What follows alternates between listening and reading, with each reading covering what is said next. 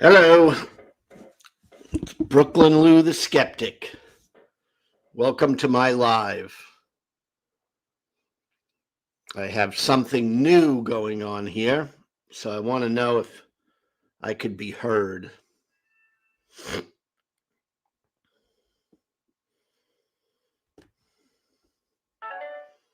There we go. Anyway, trying a new thing here. It's coming out vertical. Hey, Brock, how you doing? Let me see if I could hear you.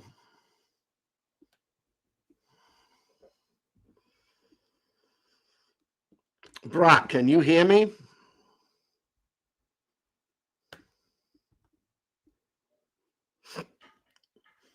All right. I want to try to get this vertical thing off. All right, cool. I'm getting confused with the vertical and the horizontal and all this stuff. So hold on a second.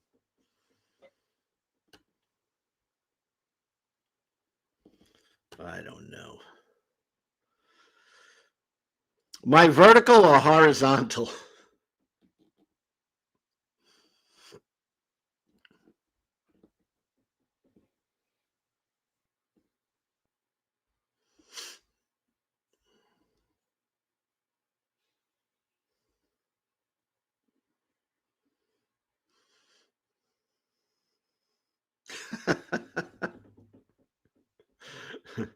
I just want to make sure it's coming out okay.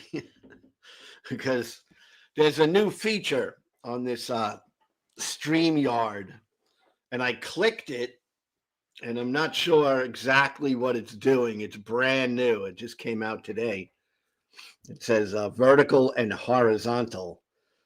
So I'm hoping it just comes out normal. You know what I'm saying? But hey, thank you guys, Dave, Brock. Thanks for showing up. I'm glad to see you guys. I got my coffee today, so I'm hoping to get fired up.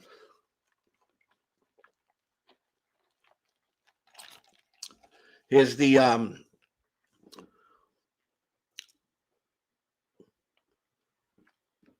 yeah, it may work where it comes up vertical on phones, maybe, and on computers the other way. It was just a brand new feature, and I clicked yes. So not sure exactly what it's going to do. But here's the stream in there. And if anyone wants to come in, of course, always invited in my world.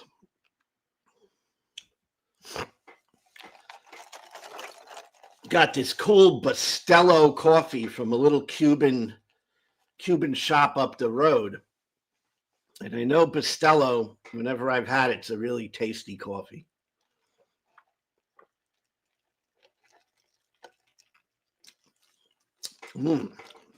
Yeah, that should hold me. So obviously, I get a mix of Christians and atheists, skeptics, and agnostics, and people just wanting to, think these things through. I titled this little live, "Why Should I Become a Christian?" And that's for anyone who wants to try to tell me what would be the benefit of me becoming a Christian at the age of 62. What would be this benefit that I would get, if any, with becoming a Christian? So anyone who ever wants to join in is always free to. I can read the comments. Tangelo, how you doing, Tangelo? Nice to see you as usual. Appreciate you coming in.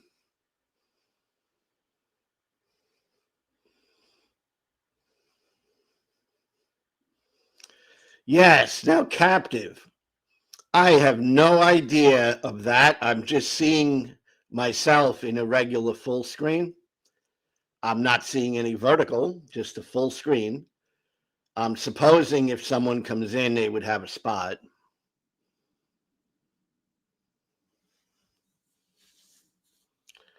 The greatest treasure that we can ever have here on earth, which is Jesus. Now, Tangelo, doesn't that make someone hey, Joy, how you doing? Nice to see you. Glad you're stopping by. But Tangelo, I suppose that means I would be blessed in some special way, right? A treasure. I'm going to obtain a treasure that I could only obtain if I'm a Christian. Is that correct?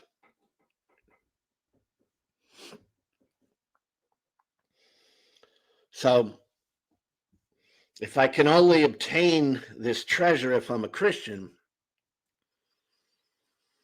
what is it I'm missing out on? What is this treasure? What is this treasure going to bring to me? What is it? Is it tangible? Is something I can touch and feel and enjoy? Or is it mental, this treasure? What is it?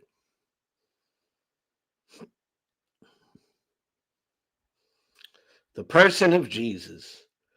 Well, Atangelo, you know that I don't see the person of Jesus. And you know I don't hear him. I don't see him. So what's the point of giving a gift if you can't see or hear it and doesn't do anything for you?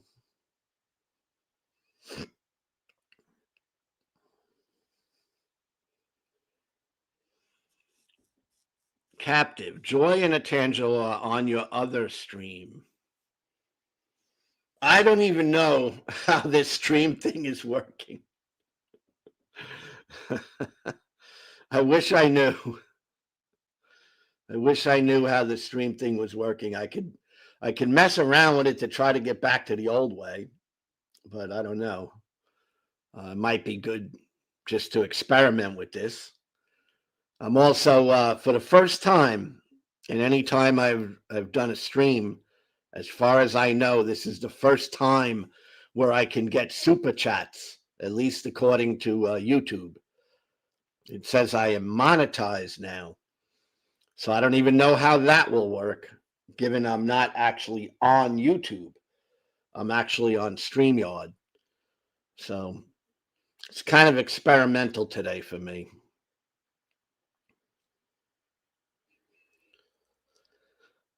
So Atangelo, he's with us and forever, even if we cannot see him. Okay, Atangelo, what would be the benefit of having someone with you if you cannot see them or detect them? What is he going to do something for me? You know, while I walk around with him in his invisible status, is he going to actually do something? Yeah, I got all that, Captive. I have a Google account set up.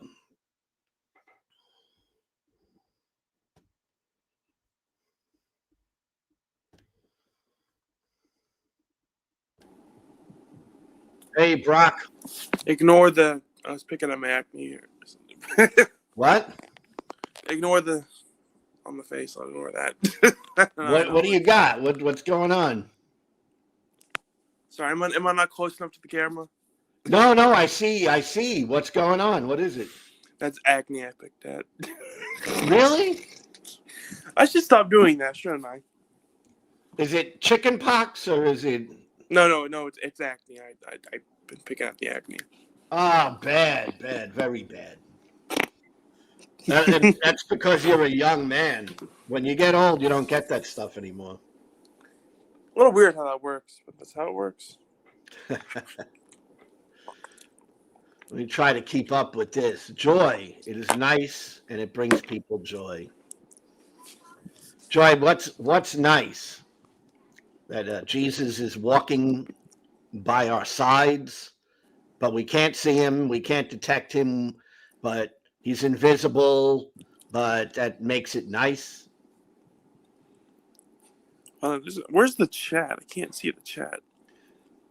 You know, I'm trying this new thing. It's a new feature. I'm hoping it works. I could see chat on YouTube, but YouTube is on a different computer for me. So I'm sitting here on my laptop and I have StreamYard. So I got that. And what I'm seeing is you right now. And I see some chat. I don't know if I'm seeing YouTube chat though. And the YouTube chat is I have it set up, I believe, finally, where I am monetized, which is amazing to me. And I believe I should be able to receive super chats, but I'm absolutely not positively sure because I have another stream on my other desktop in front of me, and I'm looking at I'm in a vertical with you, and I see I see some chats there, but I'm not sure if it's the same ones I'm seeing here. I really wish I could change this. Hold on. I'm going to try to change this over to the old-fashioned way. I like that better.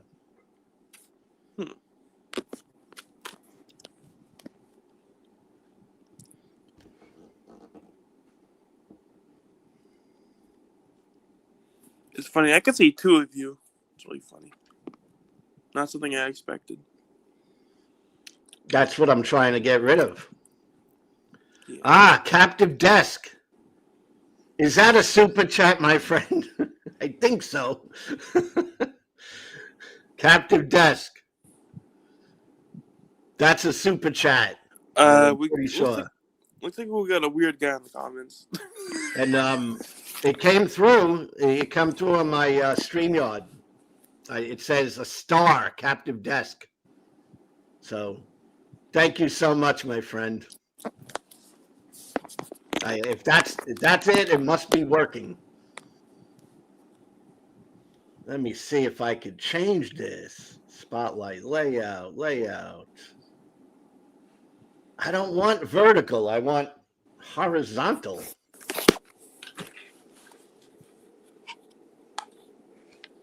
Here we go. Crop, spotlight.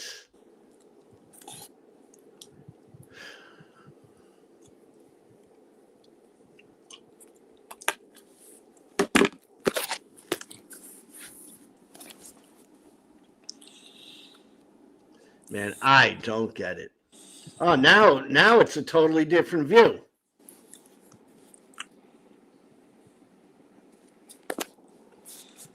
Now I got you and I, Brock, on here, and it's in a small little version. It looks funny. It's funny watching someone have technical difficulties. I think I said that wrong. Technical difficulties. You know what it is? I'm not that techie, and there's a new feature. This is the new feature. So all I did was it clicked before I went live. It says, "Do you want to try the new feature?" And I said yes. And now I'm regretting it because it seems strange to me.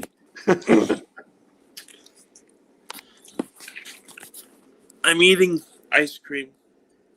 Not very healthy, but it tastes good stuff.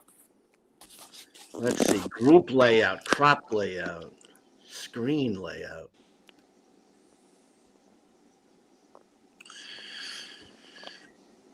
Damn, I don't know. I guess it's working. Yeah, captive desk, it's working. Yeah. Imagine that. I have worked for over a year every day on marketing this YouTube channel. Don't say the word imagine. Kent Hovind will jump on that and use that against you. What's that?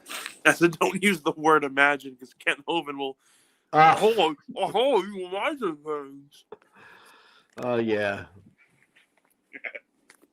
Tangelo, I have no idea how you can get consciousness and the recognition of the existence of logic from energy and matter. Oh, Tangelo, come on. It's not. It's not quite the way you're making it sound. Right? It's not. Yes, I believe in matter and energy and all that, but that doesn't mean like there's nothing conceptually that we come up with or can't come up with. In other words, if I'm using my imagination, Tangelo, that it has a physical origin. Has a physical origin. It comes from physical matter because it's a function. It's functionality. There are things going on, and just like a chemical reaction causes something. Well, the chemicals in my brain cause something. And that's kind of what we call imagination or thinking. And God, Tangelo, is that. It's imaginary. It's a product or a function that comes out of our human minds. And that is what God is. Now, if that brings you great joy, okay. Hey, Captain Disc. I didn't see the comment where he said hi until just now. Native composition division fallacy. I don't know what that exactly refers to. I'm not sure. Tangelo, cool. Hey, Tangelo, how you doing? Yeah, I'm fine, thanks. And you guys? Always Hello. nice to see you. I haven't seen you in a while, Angelo. Especially on my channel. I haven't seen you on my channel also in a long time. You're also an atheist, right, Brock? Yes, but not like a absolute, like certain whatever you. I'm an agnostic atheist, if that makes sense.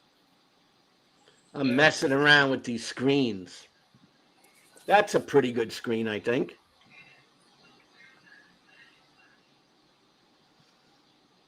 You guys say something so I can hear you. Okay.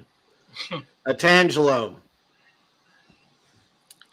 I think what you just said, Lou, is basically an unwarranted claim based on blind faith. We have never observed that matter and energy can by itself give rise to consciousness and the recognition of logic and using it. Well, here's the thing, Tangelo, and I'm gonna agree to someone else in the chat too, David. I appreciate you coming in, David. I'm not going to say, because I don't know all of how consciousness works out. All right, but I'm very convinced that consciousness is a product of the human mind and brain and body. I don't think there is any consciousness without that. And that I'm convinced of. But if you're going to ask me exactly how everything works out and how everything comes together, I really don't know. Okay? And if you know, you can share with me. But if you're going to say, oh, but God, that's not an answer. You know? Yeah, I mean, you have not refuted my observation, and you have actually even confessed it. That Well, you're very convinced that the brain can give rise to consciousness, but again, you have no basis to be convinced that this is true. Well, I do have a basis. You may not like it, but I have a basis. All right. My basis is the observations that I've made in my life and the observations of science and people who study um, the human body and the human brain. And it seems very clear to me that if you take away the brain, which is a physical organ, there is no consciousness. Now, I don't know how you could argue against that other than saying, well, there's an invisible, undetectable thing that nobody can put their fingers on. And I mean, I'm not going to argue with you about that because it seems fruitless, doesn't it? Like, Well, I disagree because we have people which had NDEs, and it's not just one or two, it's many people. It's actually a very vivid scientific field of investigation. There are people that investigate this during their entire lifetime, and they are very convinced that people actually indeed had these experiences outside of the body. So that basically refutes your claim. no, those are claims. There's a claims refuting another claim. All right, there's nothing concrete about that. Well, Hold on, one of the concrete is dogs are yapping. concrete is that there is being done clinical research, and it is a very serious thing. And there are reports of people which came back from their NDEs when they were outside of their body, and they describe what they've seen. And many describe things which they couldn't have known unless they indeed had these NDEs, like describing things, rooms, places, objects in different places. And when the researchers went there, they indeed did find these objects. And this is very convincing, I think. And why should people and thousands of people make just up stories and claim that they had visions and saw Jesus and so forth when they didn't? Well, it's how you frame these things. All right. That's what I'm coming to understand more than ever about these discussions, these philosophical discussions. It's how you frame the questions and assumptions going in. Now, I'm going to say I have my own biases. I'm not going to argue I have no biases at all. And I think you're an honest actor. You're going to say you have biases as well. So when we get beyond the biases, we have a human being who says that they were near death, right? So I want to start right there, Tangelo. What does it mean to be near death? Does that mean you're dead or not? Well, when they are saying people are near death, it means that all the brain functions, they stop to work. And I mean, people, they report that during this experience, they left their body, they can see their body below them. Then many describe that they went through a light tunnel and so forth. Some describe that they saw deceased people, uh, um, that they saw angels, that they saw Jesus, and so forth. And I mean, why would people report these things just out of? Uh, why would they just invent these stories? You know, that is certainly a pertinent question. I have there is a video of a connational of mine, of a Swiss guy, which was a lifelong atheist. He had an accident with his motorbike, and uh, he went to hospital, and then he had his vision. He saw Jesus. He came back, and he converted and received Christ as Lord. And he is since then a convinced Christian because he said, "I saw Jesus." I mean, and this is not just a single report or testimony. There are so many out there. I have a site on my library with many different reports. So when you put all this information together, just say, well, this is simply not true. I mean, okay, if you want to simply close your eyes and deny all these reports, fine. I mean, you are free to do that. The question is, are you being honest to yourself? I'm always honest to myself. Hey, on sorry, my thumb was coming through. On Tangelo, aren't there other religions where people have claimed to, people around the world claim to see like other stuff besides Jesus? Yeah, I've heard some things very vague, but not. I'm not. I mean, it's not my field of study, so I cannot give you too much information about that. But there is a very well-known researcher. His name is Pirn van Lommel.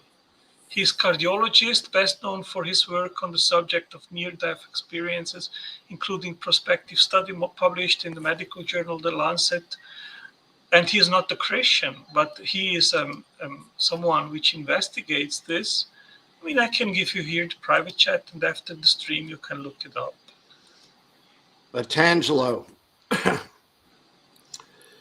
near death, you're not suggesting these people actually died, are you? Well, near death, what is meant by that? It is meant that all the body functions, they cease to work. And clinically, these people, they are indeed brain deaf.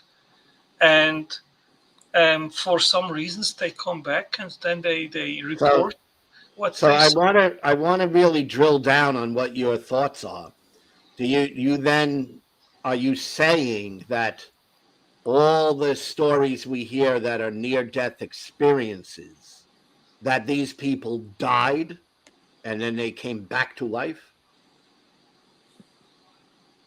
All I am saying is that when they say they are clinically deaf, that means that all the bodily functions, they stop to work, their heart stops to beat, their brain functions stop to do their functions, and and after some minutes or sometimes even more, they come somehow back to life. They get their normal functions back, and then they report what they saw. Okay, is it possible, Tangelo?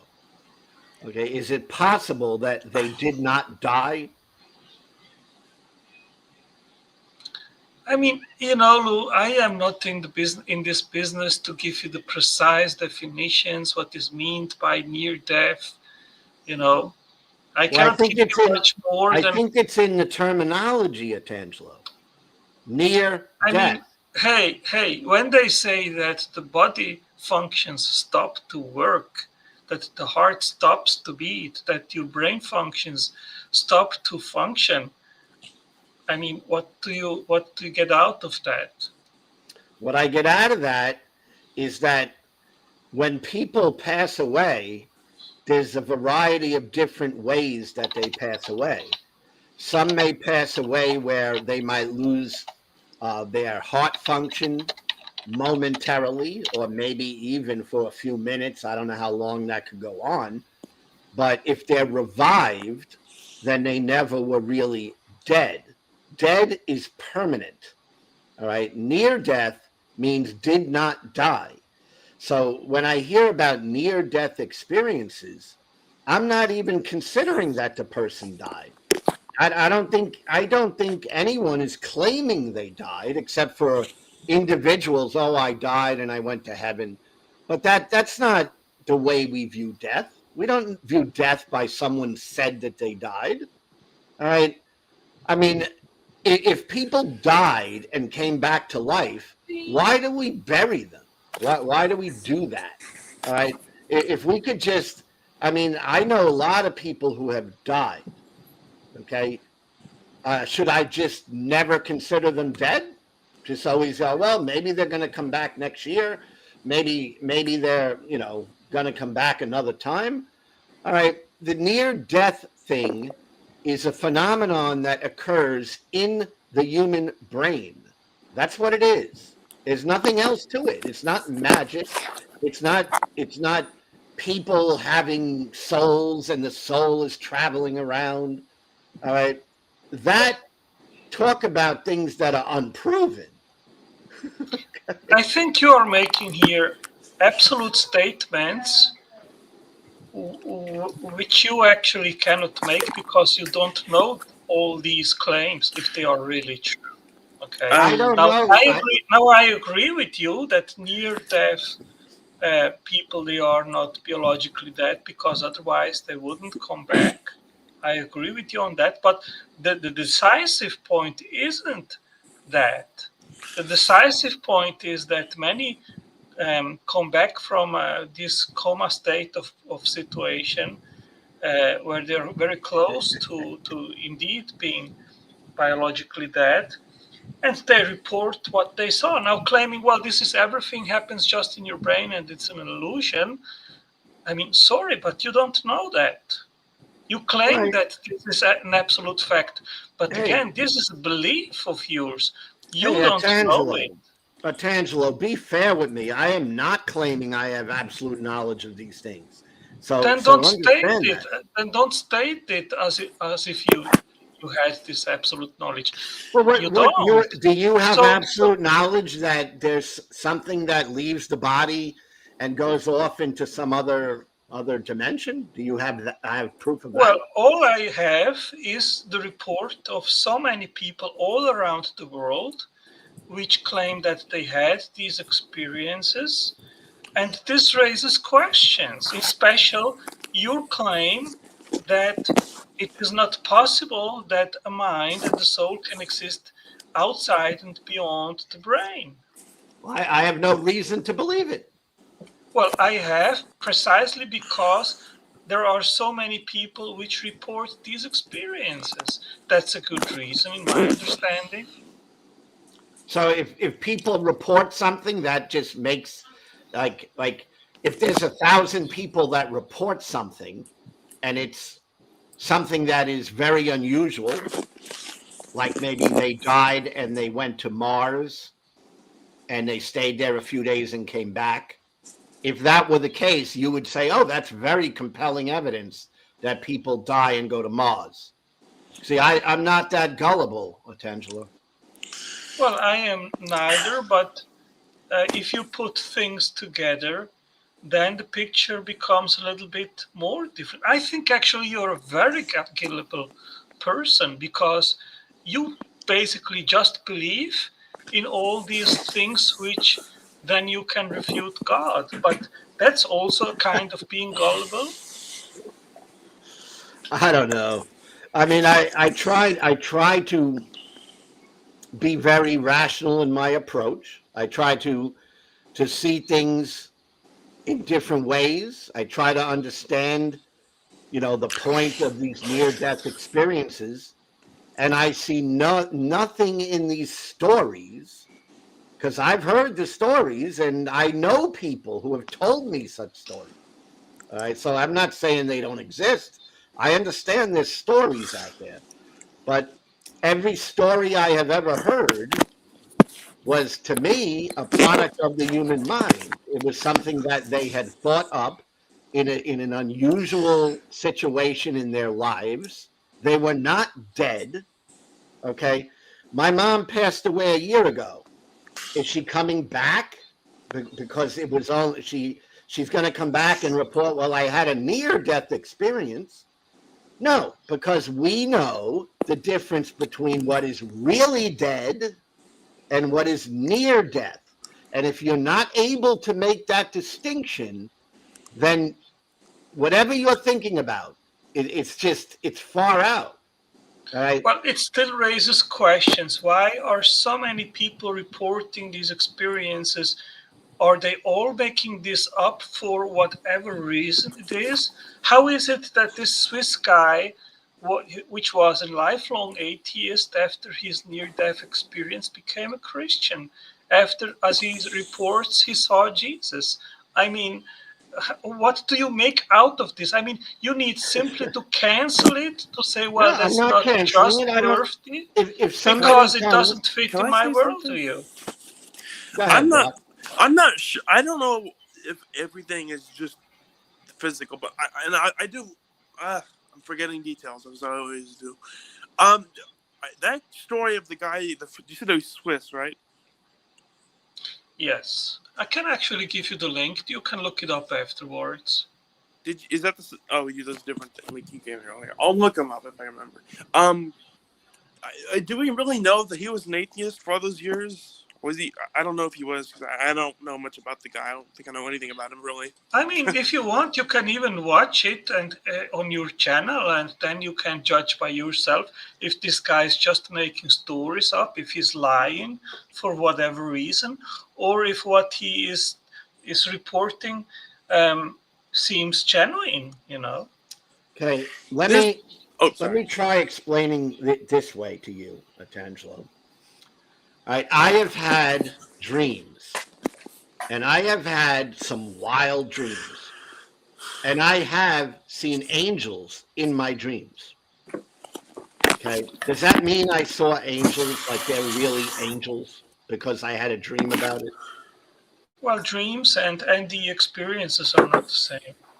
No, but there's similarities. It's a product of the brain. When I have a dream, I'm in an altered state of mind compared to being conscious and awake. All right. And in those states of mind, I see different things. Okay. None of which is happening when I'm dead. Wouldn't you be still conscious if you were asleep? Yeah, when you're sleeping, you can still be aware of brain functionality. So yeah. Yeah, but when you wake up, you know you had a dream and that it's not real. Now, when you claim, well, an NDE is just a product of the brain. Well, the thing again is you are making a baseless claim which you cannot back up because you don't know that. I'm not trying to. Here's the difference. There's a big difference, Tangelo. When I'm offering my opinion, I'm offering my opinion. Okay. When you're offering your opinion, you're offering it as absolute truth. There's a difference. No. Okay. So you are projecting on me what you just did. No. I'm everything I say. Everything that I say on my channel is coming from my perspective. I am not making absolute truth claims. Okay? So that's a big difference. All right? If I was here saying I absolutely know for a fact what each person goes through when they have a near-death experience, did they really die? Did they not really die? I would be lying because I don't know. All right. Well, maybe you should frame it a little bit different then, and then you should say, well, I believe that NDE experiences are product of the brain, and that's what I'm telling you. That's what I'm saying. Well, I am criticizing because you frame it in a way as if what you are claiming is knowledge based, and it's not. No, it's based on what I know. Yes, it is. All right. It's not absolute. Know that. It is based on what I know. I've seen many people. Listen. I've seen many people pass away. Unfortunately. Okay. Not happy about it, but I've seen it. Okay. And I've never seen anything where there's any evidence whatsoever that something left their body and went somewhere else. Okay.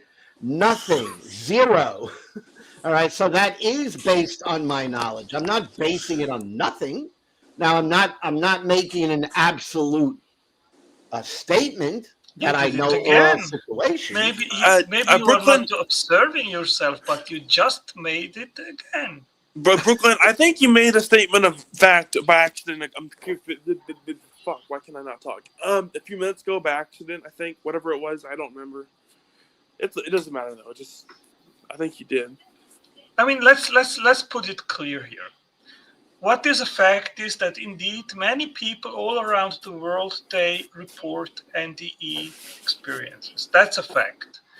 Now, the question is, either these experiences are just a product of the brain and they didn't in reality have these experiences, or really they left with their spirit, their body, and Right. they left their brain, had indeed in real life that experience outside of the body, came back and reported it. These are the two possible explanations. Now, neither you nor I, we both cannot make with absolute certainty a claim that either one or the other proposition is true, because we really don't know. So all we can express here is our opinion. Your opinion, and I respect it, fine. I mean, you can think and say, I think it is a product of the brain. Fine, I Isn't respect that. That's isn't a okay. better Now isn't present it as a fact that indeed it's just that without you knowing. That is what I disagree with. Tangelo, I am making it clear. I am not an expert on the brain and what happens in each situation in a brain. Okay. So therefore, I would not be someone who is expert enough to comment on every little chemical reaction that happens in a brain before someone passes away. Okay. I do not know that. But what I'm going by, don't say it's based on nothing, because it's based on truth that I know. And the truth I know is that when people pass away, and they really pass away, not close, not near, not a little bit, almost gone. No, when they are literally done, finished, they are done. They do not come back. They don't tell stories about where they went. Yeah, but as Right? I told you before, we agree on that. That's not the point which is in question. The point in question is if these NDE experiences are real or not. I'm even going with you, because I do think they are real to the person having them. All right.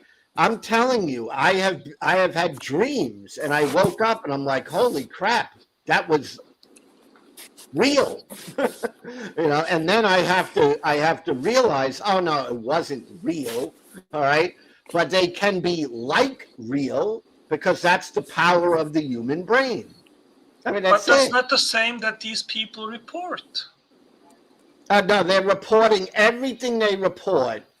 As far, I mean, again, I'd have to talk to every single person that has had these things. But I do know people and have talked to people who have had near death experiences.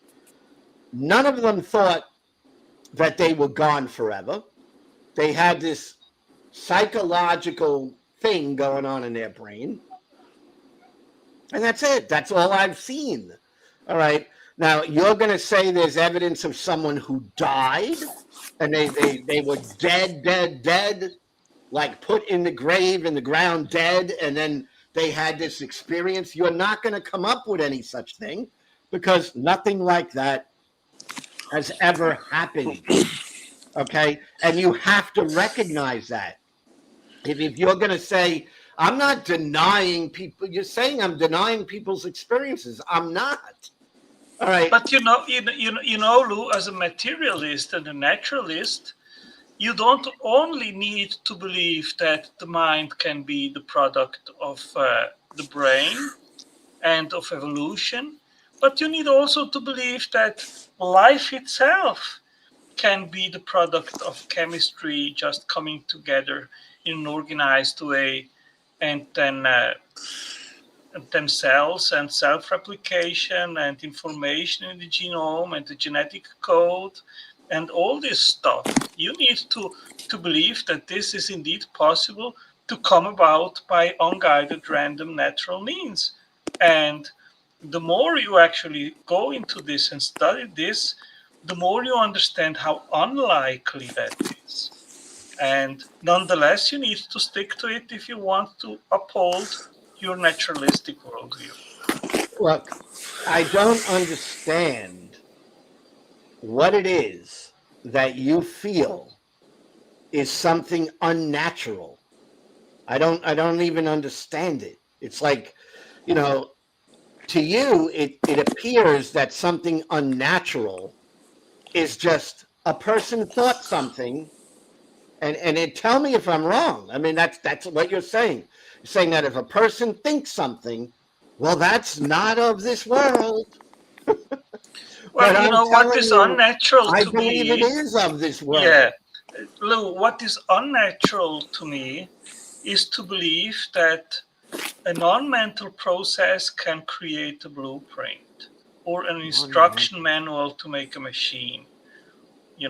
This is something which I don't think can ever be shown to be possible, even statistically. And that's precisely what you need to believe, because that's what we actually have unraveled through science, which is required in order to have life. You need a blueprint, instructions, which dictate how to make all the machinery for the first life. And we are talking here about thousands of different molecular machines, which are proteins, which depend on Hey, the instructions which is stored in the genome. hey, Brooklyn, are you a materialist? I mean, as far as I could tell, Brock, and the reason I say that is there's all these little definitions in philosophy, and I haven't even studied them all. But I I would say I'm a naturalist from what I've read about that. Materialist, I don't know. I think we have things that are not material, but they don't exist like something that is material exists. It's a different type of thing. It's like a conceptual thing, like our thoughts, like our emotions. So, Brock, if I were to ask you, um, do you have emotions? You would say yes, right? But would you say those emotions exist like your finger exists? That's a good question. I don't know how to answer that. I mean, Well, I would respond it's immediately, yes, I of don't course, because I I don't. experienced them. There's No, that. no, no. I think, Brock, you're getting it. Your finger, you can know exists. Oh no! You mean like no no. I'm with on Tangel on this because I feel like mad, sad, happy, laughter, which is kind of Yes. also happy. I think, therefore I am. I feel that. So I actually agree with Tangel on this one little detail. Because I thought you meant like atoms or something. I was kind of confused for a second, but no, if you mean like experiencing it, I can experience my finger. And then I experience anger, happy, laughter, which is also happy, and boredom, itchiness. Okay, Brock, are you capable of thinking about being on a beach right now with some beautiful people around you and sipping on a nice drink and being absolutely comfortable? Can you think about that? I don't know. I can imagine being comfortable on the beach, but Yeah, you could if you laid down and wanted to think of that, you could think of that, right? I could think of sitting on a beach and drinking a soda or something. But you don't have to be there, right? Yeah, I guess. Okay, Yeah. so what do you call that? Is that real? Are you really sitting on a beach? No, So not that's really. the difference. That's the difference. All right. That's Okay, where okay. God Well, God I understand that. Like exists as a concept in people's minds. They hold on. imagine about a God, but God is not actually real. That's exactly the dynamic. Hold on. I can walk outside right now and someone could be rude to me and they could be so rude I could feel sad. And that's real. I'm feeling the sadness, right? Yeah, that's true. I don't think that's the same thing as I want to imagine myself on a beach. I don't think that's exactly. Is that the same thing? What do you think, No, Michaela? there's these differences, and there are differences, and that's why it gets complicated. You see, And the point I'm making is that what we consider to be real are things that are tangible, things that are provable, things that can be demonstrated.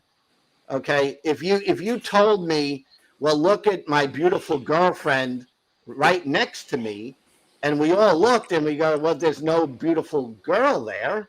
Right? We're not going to think that you're in your right mind. Do you see that? I can't prove that I feel emotions, I guess. But do you feel emotions? Yeah, all the time. Why not me? Why not me? Do you? No, everybody can. Everybody feels emotions. But are emotions real in the sense like, a basketball is real? No, it's not tangible. It is a product of your human mind. An emotion, a feeling is a product of your human mind. Yeah. I And mean, do you see I that? think there are so many things that you cannot prove empirically, but you know they are true. Your wife loves you. You cannot prove that empirically, but Exactly. you experience it because of certain actions, because of certain words, because of certain things that happen in your life with her, that she shows you clearly she loves you. But that's not a tangible thing. That's not something that you can. Exactly. I mean, so there are indeed things which are real, but which you cannot prove they are real in the same sense as something which you can test with a scientific empirical test. So Okay, all of those things. See, maybe we're getting somewhere, Tangelo. Maybe. Excuse me. Okay. The things that you could describe, let's say spiritual, loving your wife, feeling an emotion about a pet that got hit by a car. These are all things that impact you, correct? yes, Okay, but they're not things that you can quantify, correct? yes. All right, you can't go. I forgot what I don't know what quantify means. I haven't remembered that in years. What I'm saying is, when we're talking about thoughts, things we think, things we feel, all right, those things are not things that exist. All right, that doesn't mean they're unimportant. It doesn't mean they have no value to us. They could be very valuable to us, but we cannot say they exist They or don't are exist real. maybe you need Yeah, to frame it differently. They do not exist in a physical, tangible manner. I was Right. thinking the same thing. But that's Like, different than just saying they don't exist. Of course, they exist, but you cannot touch, No. feel with your senses, but nonetheless, they exist. Now, I go a step further and I say, based on what is, I can make an inference to the cause. And I can say, I cannot touch, feel, presence, God, but based on what is, I make a logical leap and inference to what must be the best cause which explains all these phenomena.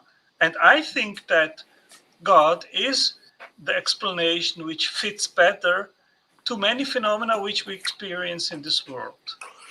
I don't Okay, know if I Angela. agree. I don't know if I agree with that intentional. I don't know if there's enough evidence for God, but I do agree with you that that love, pain, fear, those are not like, oh, here it is, here it is. Right. But they have to be real. Like the chemicals in my mind, or I mean the brain. Crap. The chemicals in my brain that they can be created or whatever. There's electric signals, and it's like, oh, pain. You've been stabbed. Okay, pain time. And then the mind or whatever feels the pain. The pain is real, but it's not made out of material. It's not matter or energy, to my knowledge. Right. And this is the thing. All right. This is the difference I think between the way someone like me thinks and the way like someone like Atangelo thinks. All right. I think, Atangelo, that you believe things are real because you have a feeling and because you have thoughts. So therefore, you take them as being real. You take your thoughts, whatever they may be. Well, I think Jesus is wonderful, and you take that as fact, as truth. Okay, but we do not get to truth by our feelings. I Okay, completely disagree with you. My thought process is much further than that. I don't believe just in God because of feelings. I believe in God for two main reasons.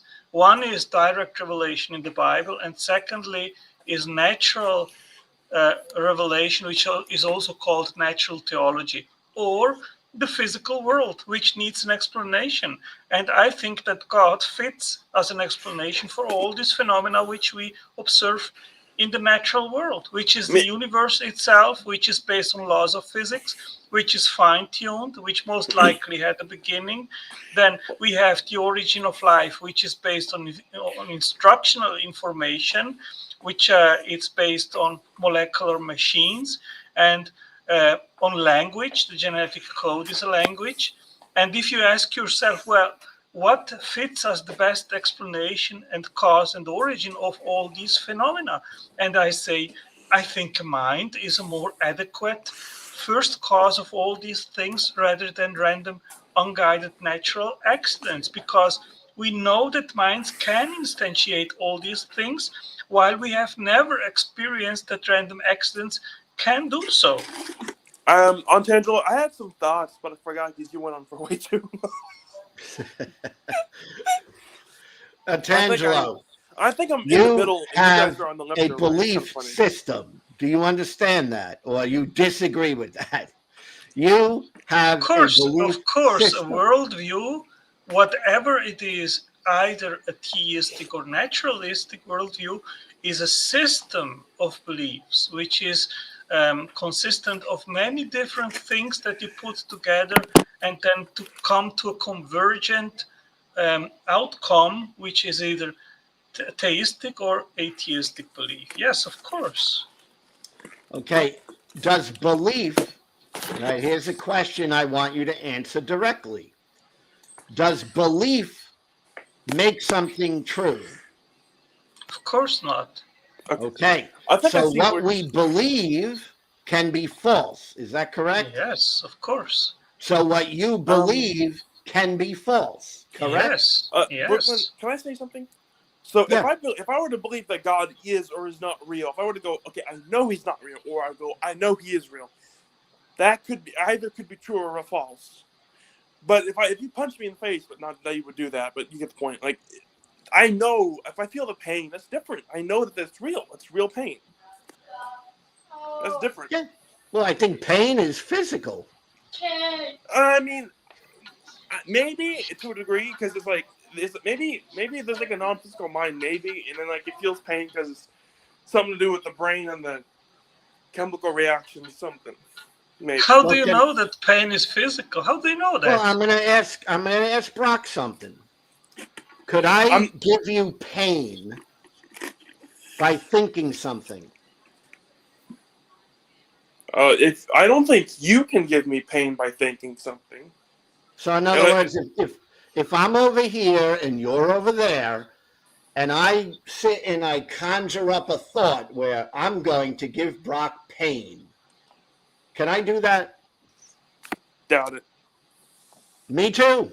I think it's ridiculous. Of course I can't do that. Okay. But if you would have, You know why? You know why I can't do that? Because my thoughts are not real in that way. Okay?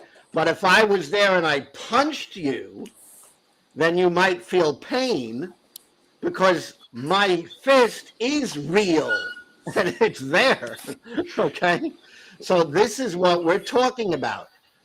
Does God exist in people's minds? I think there's something. Always say yes, absolutely. Absolutely. Hold on. I might have to. I don't. Let me think. I remember. I'm not the biggest expert on everything. I'm a slow thinker sometimes. I hope you don't mind.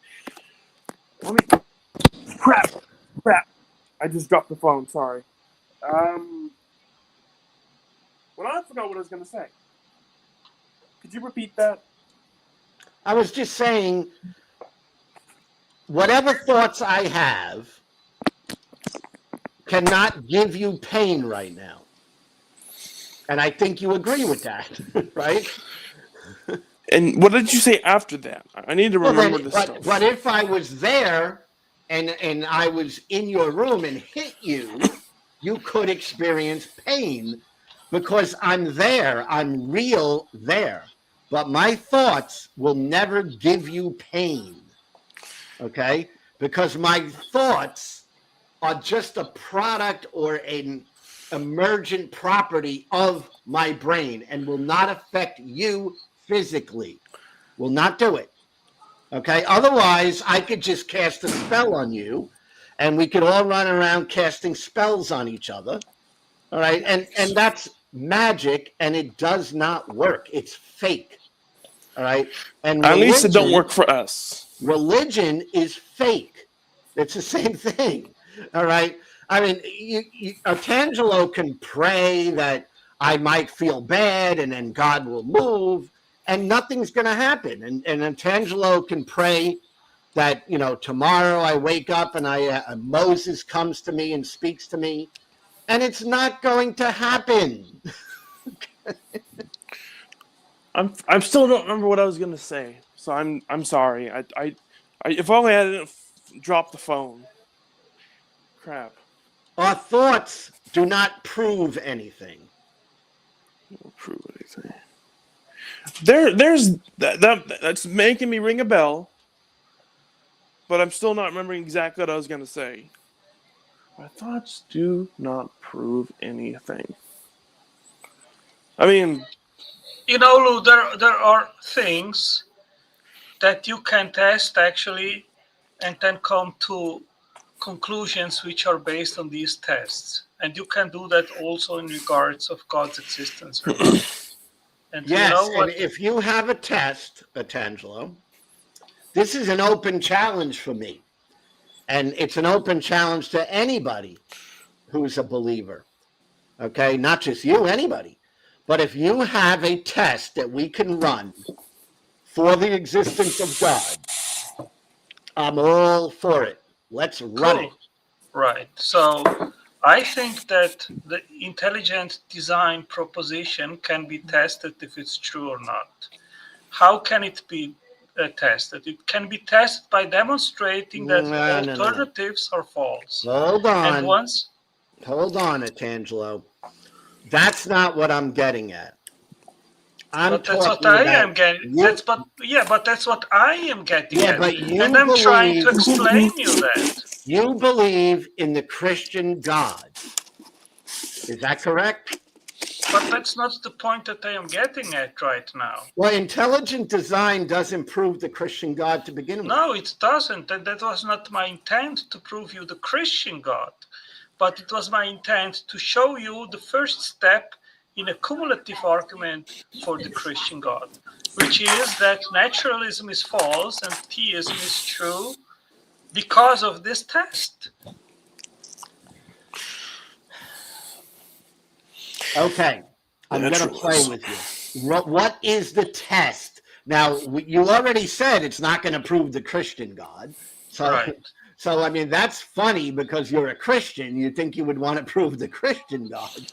But if you want to prove that there's some generic spirit out there, let's do the test. What's the test? Yeah, what my first proposition is that naturalism is false, and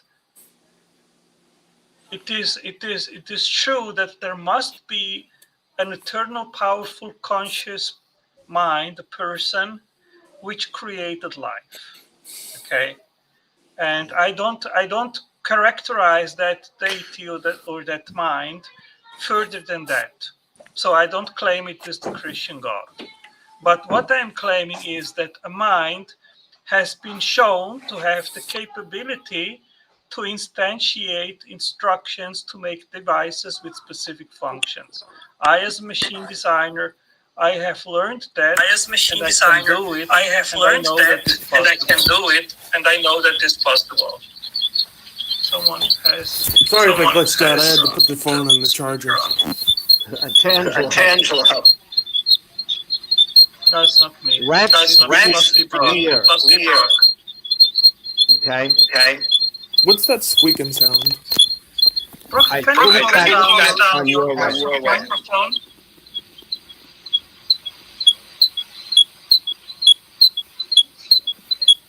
Yeah, it's you, Yeah, it's Brock. you, Brock. It's you, Can Brock. you close your microphone? Okay, cool. So this can be Tangelo. tested. No, listen carefully Let's to what do the test. It's not a test to say, well, materialism isn't true, therefore this has to be true. That's not a test. I'm talking about a real test, something that we all can witness and examine and say, yes, there is a God.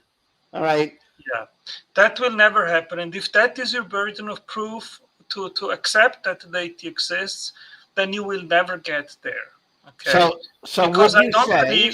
I don't believe that God wants to prove himself, because that would remove our free will to choose if we want to live autonomously or with God. So that's not going to happen. That's not the test which I am proposing. What I am proposing is that it is more plausible and rational and logical to believe that there must be a creator with the qualities which I just mentioned, rather than not. It would basically falsify naturalism that there is no deity at the beginning. Okay, let me ask you this, because I'm willing to go along with this, but I'm trying to see what you think this could possibly prove. It right? proves a whole lot of things. Well, because it is the first step. Once you really incorporate, understand, acknowledge that it is more plausible to believe that a conscious eternal mind must be at the beginning of all the physical rather than not, then you have actually made a very big step forward from naturalism. And then, of course, you want to know, well, if there is a mind which made everything, it must have an identity. Who is it? Would you agree or recognize that if naturalism can be defeated logically with argument, that does not prove that your God exists? Or do you think because naturalism... Yes, I agree with you. Okay, it so is then not about my what God. would be the purpose of this test? To prove that your God exists, or to prove that you can defeat I am naturalism? trying to explain it to you. Once you actually put naturalism behind, and you become convinced based on the evidence that there must be a mind behind everything, you have actually made a big step forward.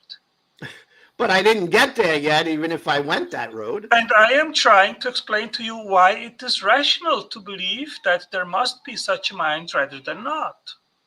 Okay, so let me go along with this. I'm going to let you give your argument, okay? Okay. Now, your argument is not going to prove the Christian God. You've already said that. Yeah. Right? But it's going to prove some sort of mind is out there. That I would say it is. I would frame it carefully and say that it is more plausible. It is more plausible. So even that, you're backing off of that being any proof. It might be more believable, right? It is a falsifiable claim. You can falsify it. Okay, so is it your position that there is a mind that is invisible, a spirit mind, something we can't see, touch, feel, detect, but that mind is active in this world today? Absolutely. Okay, yes. now demonstrate that for me. I don't have to demonstrate it. Well, what That's is it not- you can well, do? that's not the point that I am trying to make. You know, the two basic problems of atheists is their epistemological framework and their understanding of science. And you lack both. Okay, now, I am not a person who is talking to you right now about philosophy and epistemology. I literally asked you if you can, you as the one who is supposed to be now showing how there is a mind somewhere out there that we cannot detect, and we I cannot. cannot show you a mind. That's the part of the problem of your epistemology, that you think I need to show you a mind in order for you to acknowledge that it has to be one. Okay, well, No, what I is it don't you're have going to to do? show it. I don't have to show you that. Okay, well, what is it you're going to accomplish? That's what I'm missing. I already explained you that. Once you actually understand the argument, then you can understand why naturalism is false. Okay, let's go with the argument. Let's go step by step with the argument. Okay. Science has unraveled that life is based on instructions, on instructional information, which is encoded in DNA. What are these instructions? These are instructions.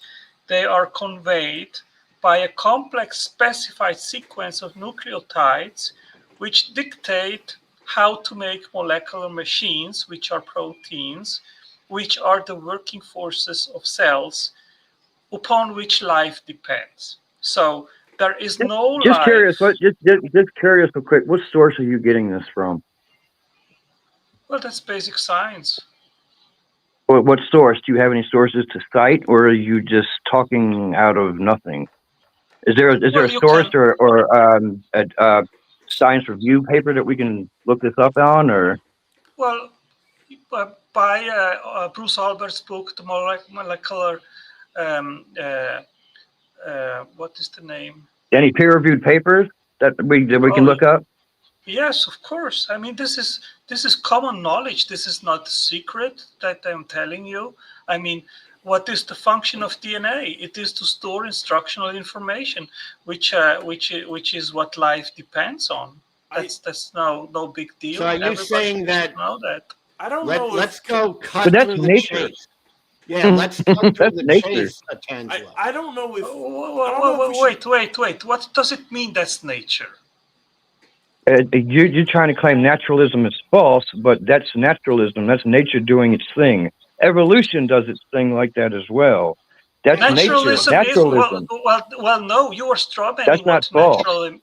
Well, you are straw manning what naturalism means. No, natural Yes, forces you are. doing natural. No, natural forces. Yes, you don't even know what That's naturalism means. Wow. Yeah, yeah, we do. That's funny because a lot of you Christians constantly. No. What See, is naturalism? Still man it. What is naturalism? Naturalism is what natural forces do on a daily basis. Is believing in physical natural forces. False. Natural forces like physics. False. Okay, then what is it? What is it, Mr. Christian? I forgot what naturalism is, but I think I know what materialism is. Naturalism is the proposition that there are just natural things in the real world. That's what I just said. Natural forces. Is that not natural things? That's or different. Did they change than all just of a sudden? saying there. Of course, there are natural. Okay. Natural things are different than natural forces. Listen. Of course, there are natural things because we are experiencing it. Otherwise, we wouldn't be here. Naturalism is the proposition that there are no other things beyond that. That's what I was just saying. Physics, like physics. No, you didn't say that. You didn't say that's that. That's what I meant. Very precise in your propositions. Physical forces, which are nature. Physical forces, which are physics, is nature. Yes. Okay. Natural forces. Natural forces are natural things, like you said. Listen. If you want me to actually give you my line of reasoning, then you need to have nobody here. I'm which all hijacks ears. it. We You are know. all ears. But when you say things and you make a claim, and it seems obvious that there's another question that needs to be asked, we're going to feel free to ask that question. Is that fair?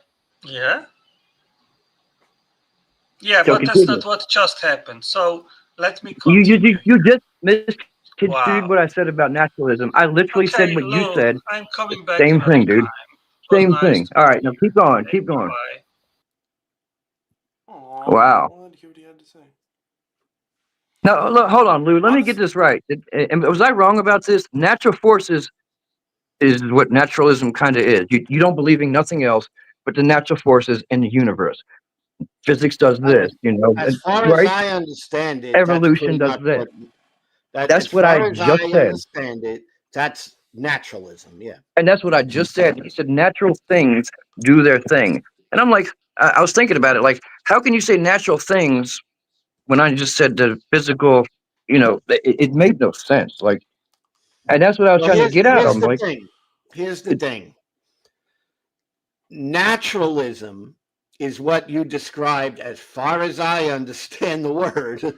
Okay, and the thing is that what they're saying, which is to me a lot of poppycock, is I that agree. there's unnatural things, right? Unnatural things that are creating stuff.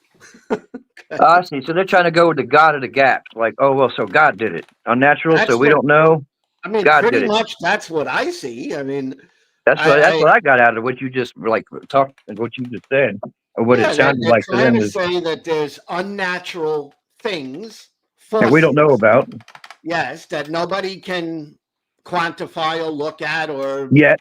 observe in Yet, any way, shape, or form, but that these forces, or a force, or a spirit, or something not natural, is at play in creating things like DNA, things and like, you that's know, the same argument they used 500 years ago as well to claim. And then when we found these things out by scientific ways, when we evolved more about our our tech and stuff, then all of a sudden God goalposts moved farther and farther and farther. Like Aaron Ross said, like once we climbed a mountain and we knew that there's no God on top of a mountain, where'd God go after that? Into the sky. Once we got into the skies, where did God go after that? Into another dimension all of a sudden, because we didn't find him in the sky.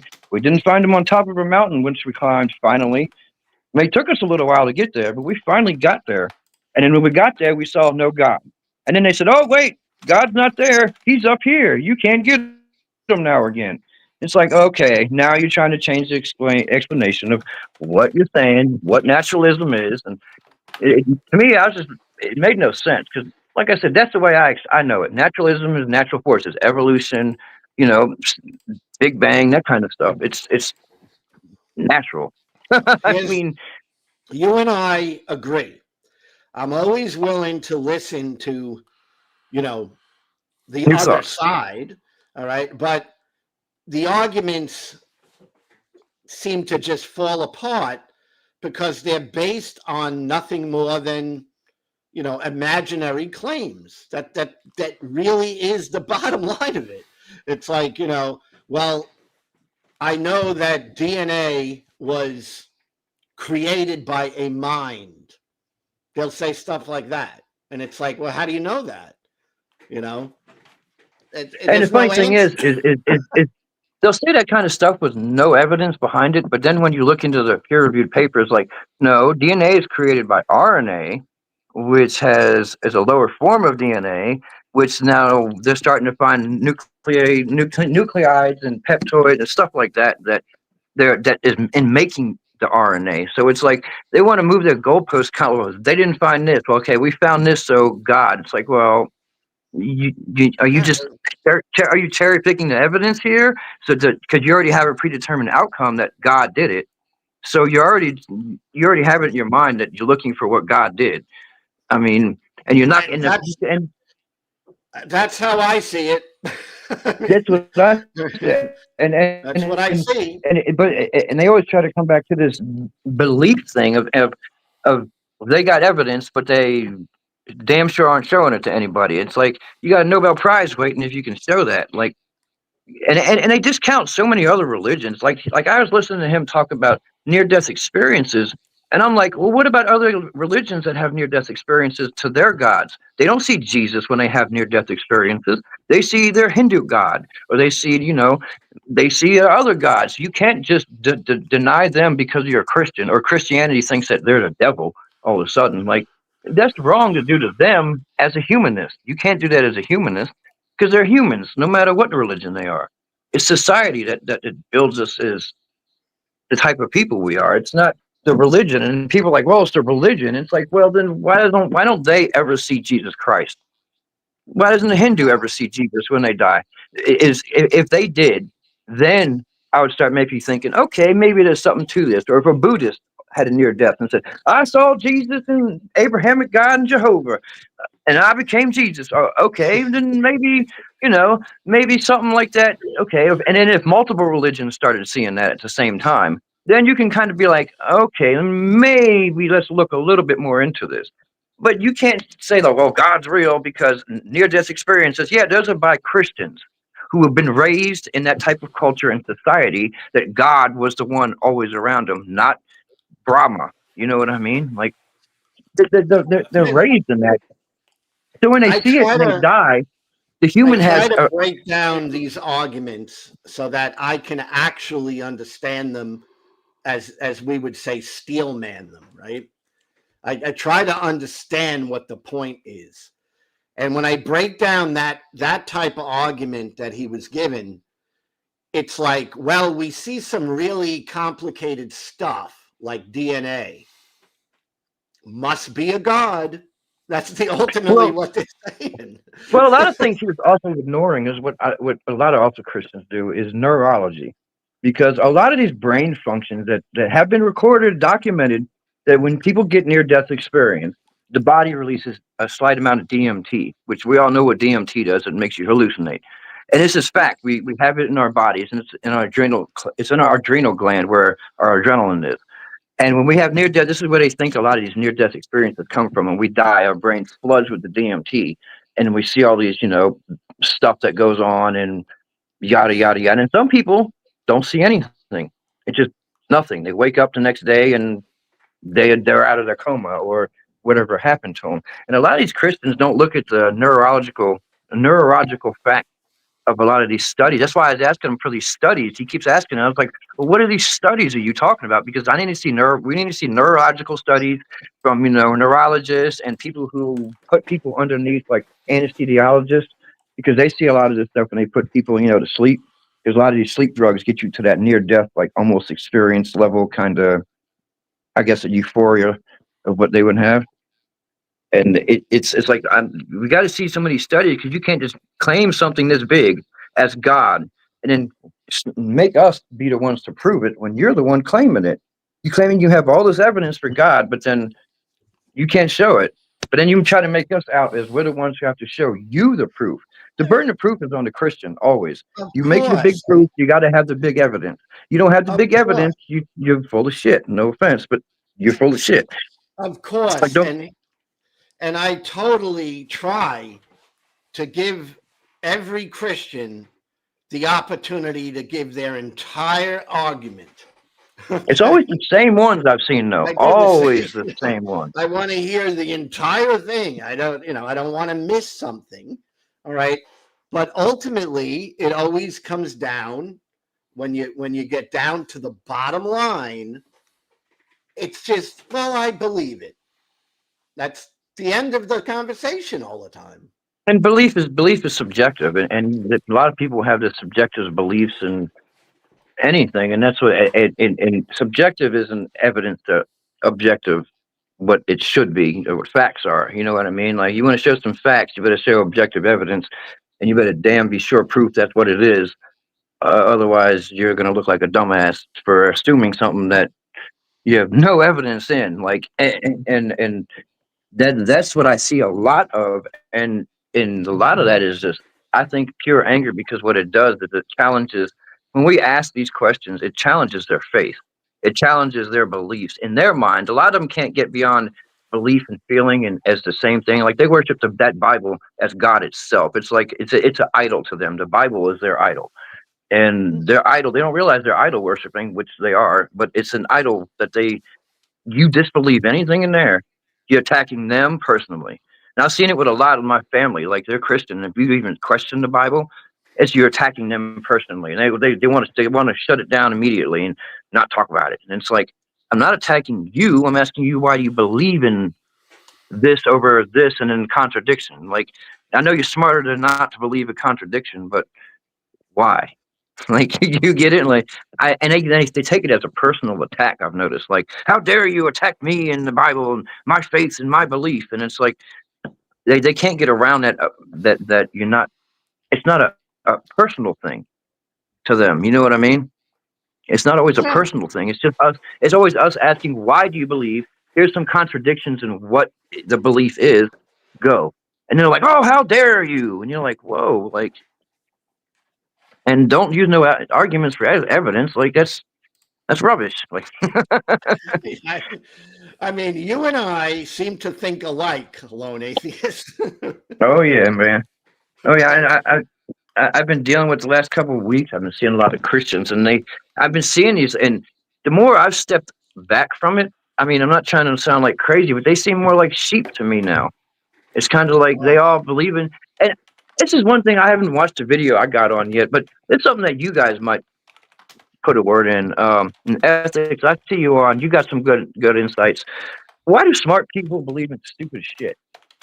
Like my dad, he's got multiple PhDs, okay, but he's a Mormon, and he believes in the Mormon stuff, right? But he's more of a laid That's back funny. Mormon, like he drinks caffeine and stuff you're not supposed to do, but he still goes to church and believes in that kind of stuff. And why do? But and he, like I said, he's got multiple PhDs. He's got computer science PhD, in law. He's got, and I'm like, why do you believe in dumb shit like this? And then, like I said, when you try to talk to these kind of people about this, they take it as a personal attack. And I know you're smart enough not to take it as that. But why? Why do you think they do that? That's even smart people. Why do smart people fall for stupid shit like religion? I don't Why know. do you think? That's a very good question. And I've thought about it because I don't look at myself as a stupid person. And yet I Well, fell no. for it. Right. And I fell Well, for it. no. Right? Of So, course. I often say, why did I fall for it? And most of it is psychological. It's being at a certain point in your life, right, where you are looking for something, all right, you want to attach yourself to something, so there's an insecurity there, and the religion is like a security blanket. It's like something you grab a hold of and you don't want to let go, because if you let go, it's kind of like you're saying, gee, I was wrong, and there's ego involved, Arrogance. so you don't want to ever say you were wrong. All right. As an atheist, I've come to a point where I understand there's nothing wrong with saying you're wrong. But when I was a Christian, I was spending my life defending something. I can I understand that messed because in. it was hard.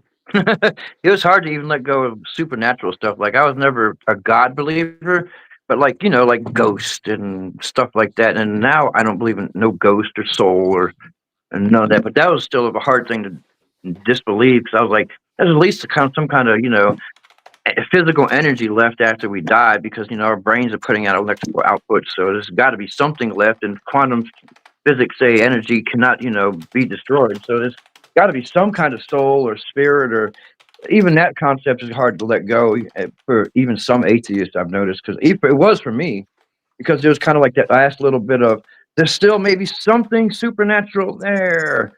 I don't consider aliens supernatural, but just something like a spirit or something. No, that part was hard to let go. I can understand what you mean. How I guess, and probably harder for most Christians because they believe in, I guess, hell and a concept of being judged and damned, and Yeah, the thing carrot before the stick. is like when you're a Christian and you have some intelligence, your goal is to figure out ways to preserve your belief. And that's where you focus your attention. The last thing you want to do is give up your belief. And So, I so can see that being a you're using your intelligence to reinforce your belief, and that's why you go all off into philosophy, and you become an expert at philosophy, so that when you encounter, the atheist or the heathen, you could, show them your deep knowledge of philosophy. the Thomases of the world. You know what I'm saying? It's like, Right. it's like, and ultimately, it all comes up short, and that's the weird thing. It's like, And see, and that's why I think religion is rots the brain, because you got all these intelligent type of people that are like so way smart. Like I know my dad's way smarter than me, like all that kind of stuff with computer science, and I couldn't do none of that shit. But then it shows where the religion rots their brain to where it's like it's like a fake wall you just put in the God glasses. They believe in this. They can defend this certain belief. And see, and that's why I get caught up is like the belief and evidence. It's like there's no evidence in the belief. It's like you can't just blindly believe. But then the same people won't blindly believe with other things.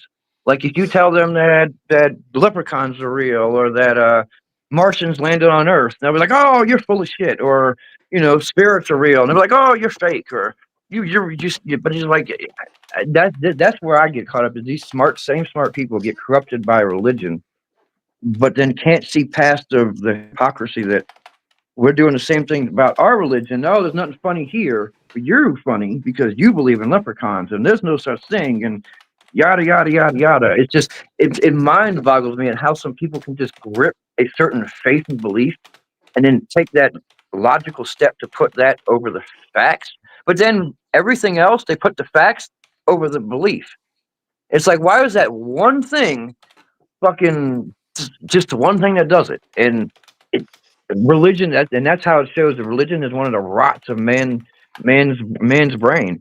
Besides sports and politics, that's one of the most tribalistic rots of man's brain. I mean, man, you get rid of those three things. I think there'd be a lot better stuff in the world. I mean, because all that stuff, man, is us versus them, you versus me, team versus team, political versus political. That's always you versus me, and it's always separating humans.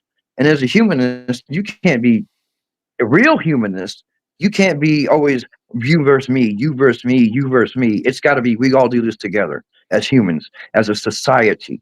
You know what I mean? We shun the ones who harm us as a society, but we got to be a human society, not us versus them, you versus me, politic versus politic, sports versus sports team. Like it can't be that if we want to be real humans. And I think if we don't ever get past that as humans, we'll never make it to space because we'll have a politic fighting another politic who wants to do in what space, and it'll never be there ever. It's always something for the masses for us not to get beyond our societal problems or put more effort into education. Is we need more scientists, not more football players. You know what I mean? Like yeah. all the way. Yeah. But why do you think that the believer in whatever religion, Muslim, Jew, Christian, Not any of these, Abrahamic. any of these religions, why do you think smart people, get sucked into them? I say, and tell me, you might have a different take, but I say primarily it's because of psychology, that is something important to them, of them having a purpose, them having something they could hold on to and say, this is me, I'm a Christian, I'm I agree. dead I to agree with that. myself. I And it's like a stubbornness, But see, I think that same way. But and my thought to add on to that, Lou, is how come they can't see the natural world for itself as the beauty of what it is? the beautiful sunset, going down, the beautiful plant that smells good, the beautiful day, the breeze going through your hair, the naturalism. That's why can't they take that as a subtle inference? Is okay. It's got to be, God did this. It's like, why can't you just take nature for what it is? And without the religion, you don't need the religion in it to feel that. But what I agree with you're saying 100% is they need that that placement in life of where they need to be or what they need to be to themselves, I guess. And I also, I'm not trying to sound crazy, but I know I've been noticing this once I've started getting a little older. They, like you said, they try to find more meaning and purpose and where they need to be in their life, I guess, is. And plus, it's getting kind of scary as you get older. You're getting closer and closer to become monkey mush in a grave, like big pile of rotting monkey meat. Technically, you want that purpose in life to fulfill something, even if it's not. You're not a president of the United States, or you're not, a congressman who beloved by a million people. You still want that purpose that you've done something to your family, and a lot, like you said, I guess a lot of this stuff that believing, but I don't understand, Lou, is why the believing in something, why that has to be the purpose. But like I was saying, like why can't it be just nature beats purpose? It's like the God It's has to be injected there to be a it's a purposeful life. it's It's like a mental illness. Can I Here's say the something real thing. quick? Go ahead. So maybe there was some people back in the day who did not feel the need for the. If you didn't feel the need to believe in God to be happy, and the people who did just killed them off, and now they're the majority of the world.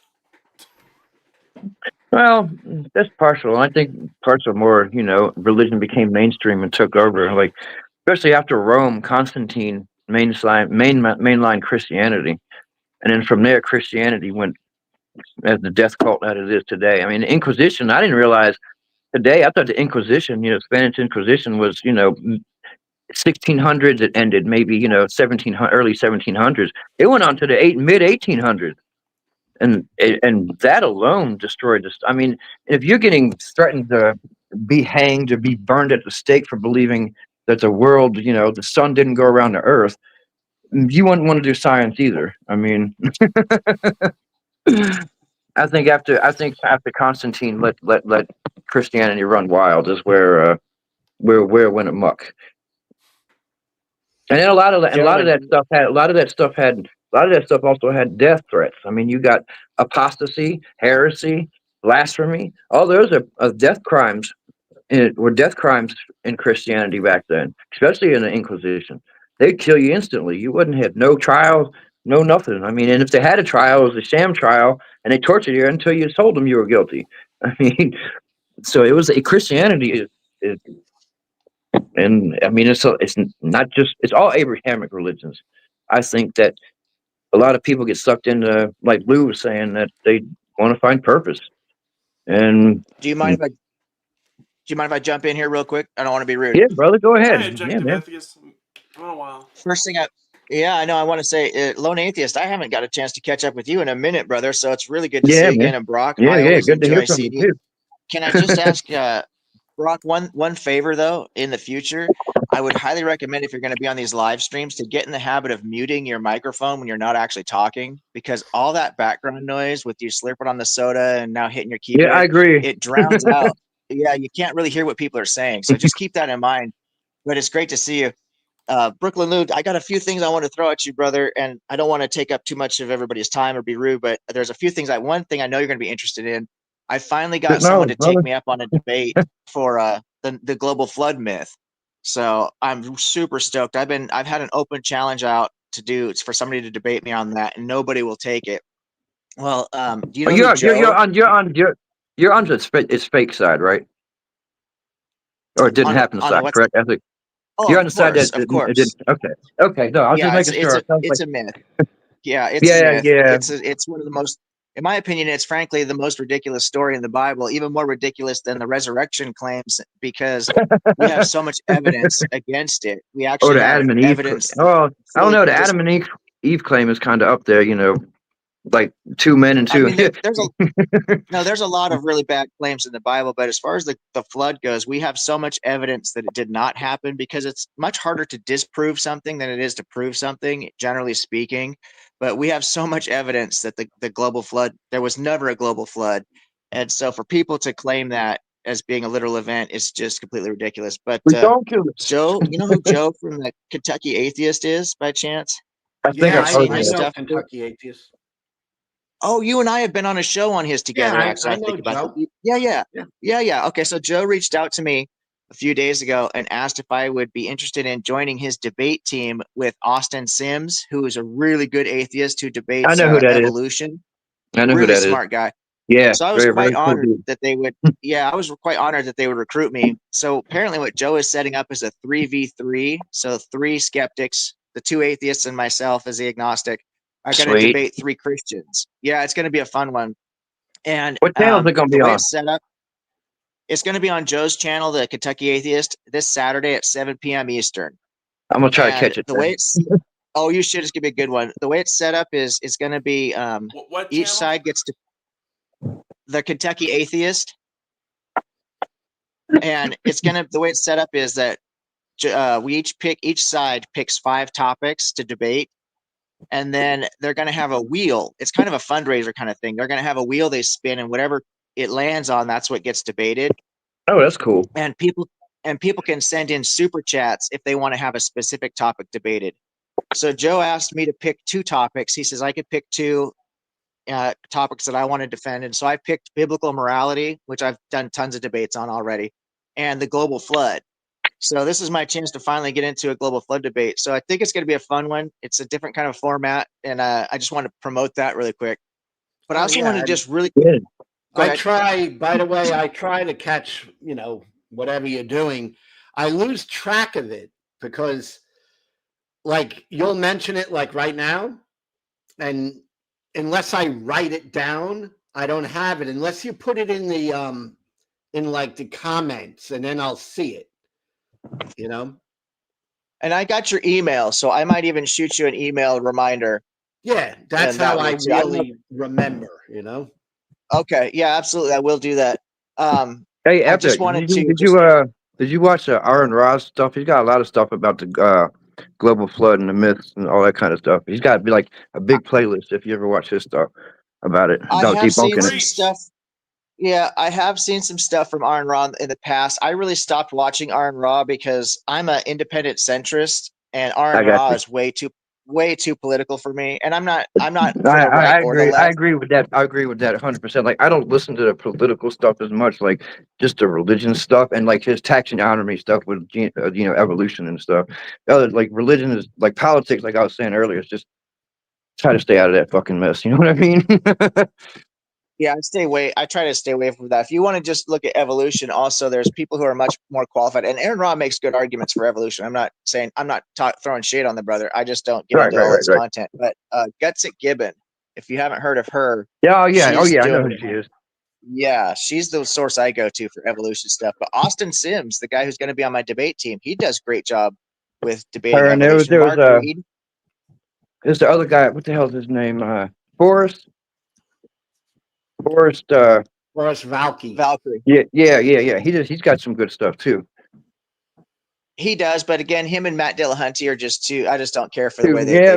present themselves. They're just too. Matt. Like I go to watch his stuff about atheists, and it ends up being political. And I'm like, I'm here to learn about atheists. I don't give a fuck about Trump, dude. Like, I want to know about religion stuff and how I can combat it. Not like that's what your title said. Not not we're going to talk about Trump for half the show. Like, I don't care. Like, Yeah, I I agree. get you, brother. I I get you. just there's too much of that going on around. You can't avoid it. So I just try to stick with guys who. I mean, everybody has their own views on stuff, and politics does tend to transcend a lot of areas. But most guys, like Lou, for example, he puts out a lot of great content, and he might mention a particular issue, but I've never seen Lou do a Right. I 45 agree. minute, politics thing about this or that. So, I know. I so I agree. I just prefer agree. this kind of. I prefer that kind of stuff. But I was going to say, as far as the gentleman who was on here earlier running those arguments, his argument, his syllogism he was trying to present was actually invalid. His first premise was that it takes a mind to create a system, that premise is unfalsifiable and unproven, so that can be just hand waved away. And the Yep. second premise was naturalism is false. Again, that's unfalsifiable and unproven, so that can also be hand waved away. And then his conclusion was that so God therefore had to create the universe. That's completely, essentially question begging because it's really baked Yep. into it's the only thing that's left. But you can't build an argument on unfalsifiable premises. It's No. invalid. No. I could say that premise one, pink unicorns created the universe. And then I could say premise two, if pink unicorns created the universe, then God cannot exist. And then I could say the conclusion is God does not exist. And it's a valid argument, but it's completely fallacious because I've used unfalsifiable claims about pink unicorns. You know what I mean? And Well, his argument was no I've different. noticed when you argue with Christians, you're arguing against argument for sake and fallacy sake. You're not really arguing facts. It's just argument and fallacy. That's all you're going to be arguing against the whole time. It's nothing really factual. I mean, half of the time Christians aren't even worth debating is because of that. It's not because they're going to bring up the fallacies, and they're going to start with the premises of unlogical fallacies, and then they're going to start with the argument is the evidence, and then the book is the evidence, and you already know where they're going to go with all this stuff. So it's like it's almost half the time not worth it because it's all the same stuff like constantly, and it's just kind of like, can you have anything else besides what like you're saying all these fallacies you just begin with? It's like that's where your premise lays, and it's destroyed as soon as you don't believe in the premise of what it is. It's purposeless. It's not worth it. Well, I think the one thing that Lou did that was brilliant, and this is something I recommend a lot of people copy Lou's example, is that Lou, when you said, I just want to make one thing clear as we're getting into the arguments, that you're making an argument for a God, but this is not an argument that gets you to a Jesus or a Christian God. And he actually Right. admitted that was true. And that is really key because a lot of times they'll try to do that. A really philosophical, a very intelligent philosophical person a guy who knows philosophy and the philosophical arguments really well, he might run something like Tag or Kalam or something like that. And if you Epicurus don't is know the the best. philosophy, you can't necessarily defeat the argument unless you know the philosophy and the logical fallacies. But what you can do is say, okay, listen, if I grant you, I'll just grant you your God. Now let's get from that premise, that conclusion to Jesus or to whatever religious God, Allah or whatever it is, because that's a whole nother argument they have to make. And there's never been a formal argument really that I could think of that gets you there. The only arguments that I hear that people keep running are this overall concept just to get you to admit that there had to be a God or a mind to create the universe. It's like, okay, fine, I'll just grant you that. Now get me to your religion, and I think you did a great job with that. Well, No, I do that because ultimately we all know that those type of arguments like the Kalam, at the very best, like you said, giving them the whole thing, saying, okay, you win. All right. It doesn't prove their God. So they're still light years away from proving their God. And then I think the next argument they throw is the resurrection. I don't know how they can argue with that. How can you believe literally that somebody comes back from the dead? That is not even I don't understand how people are like, well, they can believe that's one of their arguments. I'm like, what argument? You believe in a zombie? You believe in someone literally came up out of the grave? Like that's the stupidest argument like, how can you believe that? Like, that's like saying, like, do you believe in the donkey talked? And I argued with this one Christian girl, and she's like, well, if God did it, I'm like, how do you know God did it? Oh, it's in the book. And I'm like, I just won't. All right, we're done. I'm like, I was like, we're totally done with this because God said a donkey talked and the book said the donkey talked. I'm like, you can't, well, the resurrection. And I'm like, all right, we cannot do zombies. Just like, what was it? Ezekiel, I think 45, I think, would they raise an army of the dead? Like, it's like, what the fuck? Like, but no magic. There's no magic in the Bible. Remember that. No magic. Just people coming back from the dead. I like It's trying supernatural. It's not magic. I like trying Right, to miracles. The way I get said. them to address how God did these things, because then obviously they they're forced to accept that, yeah, they do believe in magic. It is. It's that's all it is magic and miracles and magic, same definition. I mean, and they I don't know. They just Well, it totally. ties into what you guys were talking about. You know, you guys mentioned the why do really intelligent people believe this insane stuff? And there's actually, Lou, you're once again, you're really intelligent yourself, and you're touching on exactly the cause. It comes to the psychology of it and the way the brain works. So the human mind, the way the brain is structured, we have what's called the hyperactive agency detection device. It's actually Yep. located in, I believe, the center of the brain. Yeah, I was about And to this say is right something around that it. comes, yeah, it's based on evolution and neuroscience. This is well evidenced. And so we have this need that we have naturally to try to ascribe agency to things, to try and understand the cause of things. It's just part of what makes the human brain what it is. And so when we don't understand a mechanism to something, we gap it.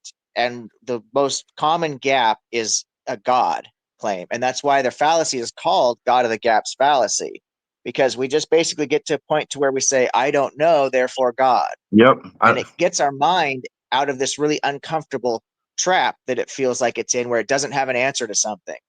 And so even intelligent people are susceptible to this. Every human being is. It's part of how the brain But my works. epic, I don't understand this though. Is even scientific people who are like I was saying, my dad's Mormon, but he's not old Earth or young Earth creationist. He believes in evolution and science and space. And I'm like, if you can believe in all of this, how can you still go to the fact of poof God? I mean, But that he's because he's still functioning with the human brain. He's still got the same thing that we all do, that HADD, that hyperactive agency detection device. And so even though there is such a thing as they call it creationist evolution, so most people in the world believe in evolution because it's so well evidenced, yeah, and most young people in the Earth world is are more. actually theists. And so that they do is they just say, well, God used evolution to create people. So they say they accept the evolution because it's got so much evidence, but they still, because we don't have abiogenesis dialed in yet, then now God just used evolution. So God takes that role. But once abiogenesis gets evidence, like to the degree that Well, evolution I don't is, know because it's this is one of the arguments that I get from him is this is well, God gave us the knowledge to do it, so we did do it. So no matter what it was, no matter if we find age via Genesis, God still gave us the knowledge to find it. God is the one who did it. So that's the argument I always get from at least some of these Mormons and my father. It's like it always goes back to well, God gave us the knowledge. We can still do it, but God's the one who did it still in the end. And it goes back to that. Even if they There's believe in the science fact of it, it's like how can you believe in the science fact and then revert back to God gave us the knowledge? It's like you still believing the science, and I understand what you mean with that little spot, but sometimes I think that can be over to the extreme, or where it's the end point of where God does everything, even if man does it. God gave us the knowledge, so the excuse is still there, which is really weird to me. Like, how well, did? I want to point out something that messes with the theology part of their belief system. When somebody is the type of Christian that says I do believe in evolution, right? And the story of Adam and Eve is mythological because they're Christians like that. Oh yeah, oh yeah. The problem with that is they run into a problem of their theology, because the Christian theology is that Jesus came to take away the sins of like Adam and Eve, right? He came Well, to so some are Jesus is God, and some are Jesus is the Son of God. Still, some conflate. Some are he is, but and the, some the is purpose of the Jesus, Trinity. but The the Trinity is what purpose that they think he had was to come take away the sins of the world, he died for the sins of man, or which started with Adam and Eve. So it's kind of like if they don't believe in Adam and Eve, what was the need for Jesus to come? There's like a problem there. Right. I don't know. You get Well, what I I'm don't think saying, that though. the Yeah, I get yeah, it, but but I don't There's a think that problem. I don't think that the God concept is ever going to go away. I think that we will eventually, it won't happen in my I lifetime, agree. most likely, but we will eventually find aliens or life on I other agree. planets. And the religious people will just say, oh, well, God created life there too. Yep. Just like what That's Lone Atheist exactly is it. saying. They will find a way to ascribe it to God one way or the other. What it does do, what science does do, is it eliminates a lot of the claims like evolution. Before evolution, the whole idea was that God created every single living thing. Now with the evolution, we've had to back that up quite a bit. Now there's still going to be people that deny evolution, obviously, Oh but yeah. every time we discover something, and goes back way before these organized religions, back to this hyperactive agency detection device. Yep. When our ancient ancestors, when the lightning would strike or the rain would fall, they would ascribe that to a god. It became Night because they would didn't come. Right. understand it.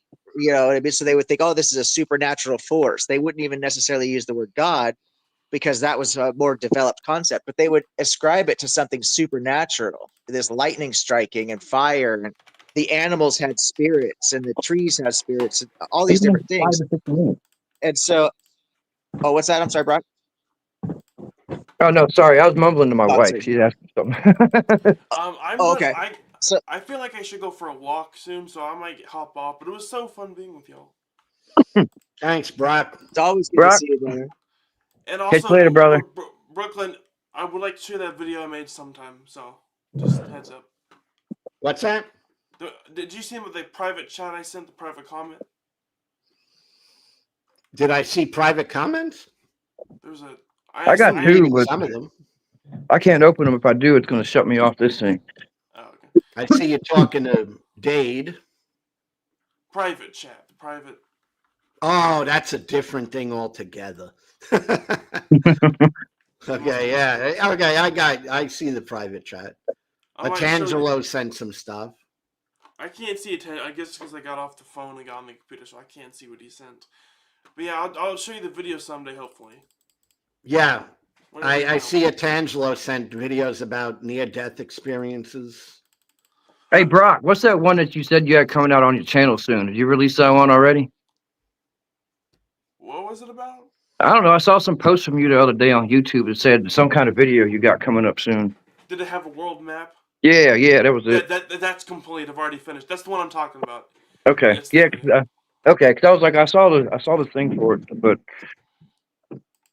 and I'm working on part 2, and there's even a part 3 planned. 3 episodes. awesome. I got it on my like thing. I didn't watch it yet. All right. I guess I'll skedaddle. Brock, be safe, brother. Doo-doo-doo. Mr. Lou, I gotta get going too. And Epic, I gotta go pick up my son from rehearsal. Y'all be safe this evening. All right, you have a good one. And then you Yeah, said good to see you. Saturday, right? Check out that debate on the Kentucky Atheist, 7 7 p.m. Eastern. 7. It'll All be right, it'll Eastern. be a Okay. fun one. Yeah, definitely. I'm gonna check it out, and if for some reason I miss it, I'll put it on my like thing and then watch it Sunday.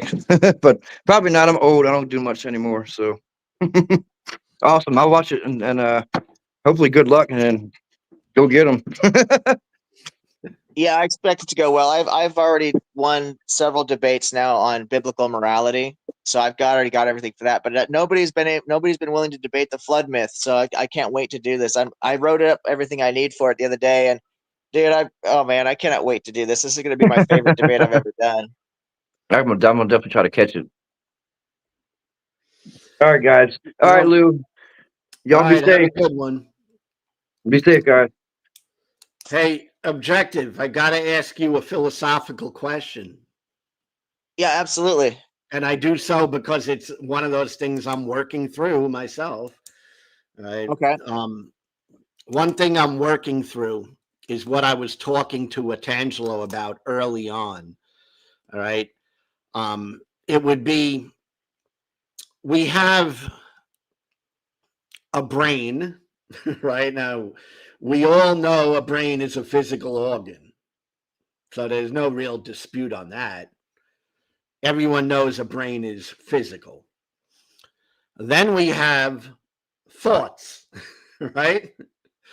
And thoughts are a function of the brain.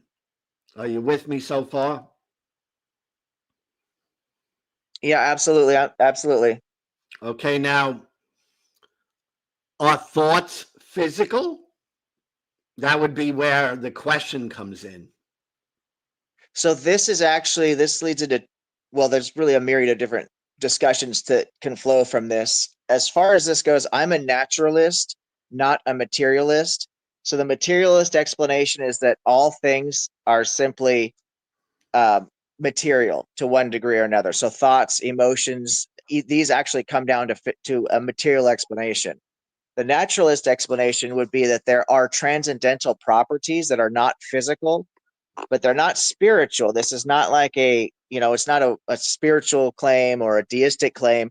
Everything is, I believe, as a naturalist, that everything ultimately has a natural explanation, and that includes consciousness. So a Mhm. lot of naturalists will ascribe the things you're talking about, not just feelings, but let's say like in philosophy, we talk about like, where is the color of red?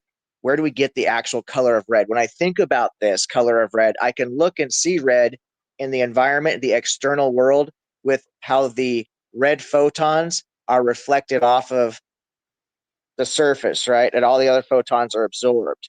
So I see something as that color. So it's red. But where is the color of red exist in my brain? And this is called the hard problem of consciousness. Other Mhm. people refer to it as the mind body problem, and there's also what they call the combination problem. So there, and each of these different titles goes into a slightly different element for the argument. So it gets pretty deep because, like I said, people have been discussing this for a long time, but ultimately it comes down to the hard problem of consciousness. How does material matter, how do atoms essentially lead to thoughts or feelings or emotions and stuff like that? So a materialist would say there is no transcendental, there is no consciousness per se. All consciousness is a function of the brain, a particular state of the brain. And a naturalist would say, well, there's actually consciousness is more of a transcendental concept. Now, naturalist and materialist is very similar. There's a lot of it that crosses over to each other, That's but where I'm there's getting just a little like yes, in those weeds is where I'm not sure of where I stand. I definitely think I'm a naturalist, so I'm probably in that camp. But when it comes to what you're describing as materialist, that I have to think through a little bit. it really is such a and and I understand the argument for materialism because this, when you think more scientifically, which as skeptics you and I are going to be more prone to empirical evidence. Empiricist is another way that people talk about this, is everything has to be empirically verified or it can't be true, is another a variation off of this, more of the naturalist, or I'm sorry, more of the materialist viewpoint. You can get empiricism, but I think that logic and reason can be a great way to understand certain things that we can't get empirical evidence of. And that's, so this kind of leads into my justification for transcendental reality, that there are things like emotion or logic and reason and things that are not really well defined with just materialism. But Mm-hmm. it's kind of a gray area because there are a lot of things that do cross over. Materialism and naturalism share so much in common that a lot of people don't even know there's a difference between the two, but there really Mm-hmm. is a fairly distinct difference. That's where I'm at because I'm not sure. I would be pretty safe feeling and saying I'm a naturalist. The materialist part, I'm not sure on that. Because there's like when I think of the brain, I see a physical organ, and thoughts are neurons and physical elements, chemicals, and that's all physical, but I can't see a thought as being physical. So that's where I'm like, I don't know. Exactly. Exactly. I agree 100%. And there's another thing to consider is, and I don't have the best scientific way of explaining this, but essentially, especially when you have a very, very close relationship with somebody, you can almost share thoughts with people. and people might say, oh, that's just a coincidence, and maybe it is, but there's so many different angles you can look at with consciousness and thought, that to just try to reduce it down to being entirely physical, it seems like a very unsatisfactory solution conclusion. And the other problem with it is you run into, like I said, the hard problem of consciousness. What mechanism takes these chemicals, these elements, these physicals, these material elements, and suddenly gives this ability to come up with the image of the color of red? Not the actual color of red, like your shirt, for example, but the actual image in my brain when I can see that. How is that possible from physical elements that make rocks and trees and animals? You know what I mean? Like all these same elements get used in different combinations to provide so many things that we definitely would say that is not conscious. That rock is not conscious. But those same elements that make up the rock or the dirt or whatever, that's what makes up our physical bodies.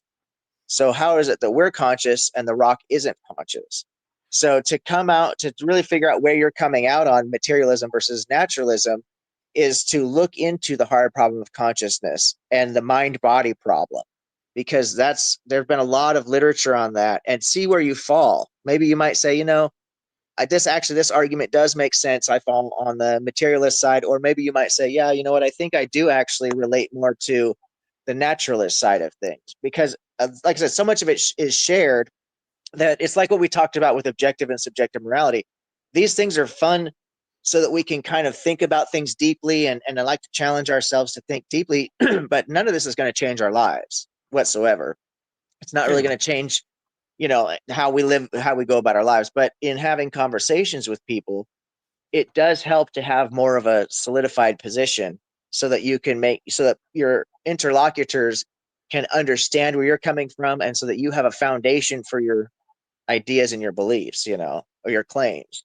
Yeah. Yeah, that's why I think a lot about this stuff. Really, that's the reason. It's really for the channel and for dialogue. Because I mean, no, it doesn't affect me outside of this channel. Right, right. Yeah. And it's Yeah. good, this philosophy for you and I, as we're getting to be older, it is just like I like to really exercise my body still. I hit the gym now that I'm finally healthy enough. I right back into the gym, my old routine, because it's more important to me now as I'm getting older to exercise my body than it was even when I was younger, believe it or not. And because it's adding years to my life, as my life is now obviously getting shorter and shorter, I'm adding time best I can. And the same thing with the mind. When we study philosophy and science and learn new things, we're actually keeping our mind sharp for longer, in my opinion. So I do think there's a value for us old farts. I think there's Oh, me there's too. actually a good motivation for it. Me too. It's But one of the big benefits I get out of it. I mean, I enjoy doing the YouTube and everything, and that's one of the reasons. It's keeping me active in the mind. It's keeping my brain thinking, you know. And well, you're that's really good at it too. Yeah, you're really good at it. And I was really bummed out the other day. I was actually at work when you were talking to Scott and Joel, because I wanted so badly to jump in and talk to you guys. And I've been actually wanting to invite you to come onto the channel. I know you've been on their channel before, but ever since they asked me to be an official co-host, an official member of the channel, I've been working really hard to try and help them grow the channel, different ideas and stuff. And it's been working really well. I got Scott onto Free for Talk the other day. We picked up like 8 or 10 subscribers in just one day to the yeah. channel. So it's a I huge. wanted to find out about that free talk thing. Yeah, I'd love to show it to you sometime. Now, it's kind of ironic because I set up a room, and the way that I set up rooms on that platform is I always say, well, you know my personality anyway, but I always say the title of the room is I want to have polite, respectful conversations. I always put that in the title. And whenever I'm in the room, I make sure to enforce that, that people are going to be respectful. And Scott and I were on there together, and a lot of people that came in were actually people who follow me, and they're like, "Oh yeah, you're the." And I'm not trying to be arrogant when I talk like this. I'm just saying the way it is. And they were, talking about how nice I am and how polite I am and how I foster these polite conversations. And there's just so much garbage airtime on that platform, just like a lot of social media. It's so divisive and just a lot of trash out there. And so I was very grateful for all the kind words. But these two guys came in that were drunk or high, or I don't know what they were, inebriated. They were just starting to talk a lot of shit and be very disrespectful. So I kicked them out of the room. And then I went to log on the next day and my account was banned. So one of them filed a false complaint against me saying that I was using like, what do you call alternate accounts or some stupid shit like that. I don't know, because he was pissed that I kicked him out of the room. So I had to send in today I actually finally sent it in I can't know what you might call it, but you can what the hell would you call it? Where you send in a request to the actual platform and say, hey, listen, will you look into an investigation? So would you do an investigation into this? Because I don't use any alternate or ghost accounts or whatever the hell. And I'm a legitimate guy just like everybody else. And I've never violated any policies or whatever. So hopefully that'll get overturned and I can go on a free for talk with you guys. But if not, I could technically set up a new account. I just don't know if I want to go through all that again. That But free for go ahead. talk doesn't link to YouTube, does it? So what you would do is the way you stream it is you actually set up your YouTube or your StreamYard or whatever, however you're doing it.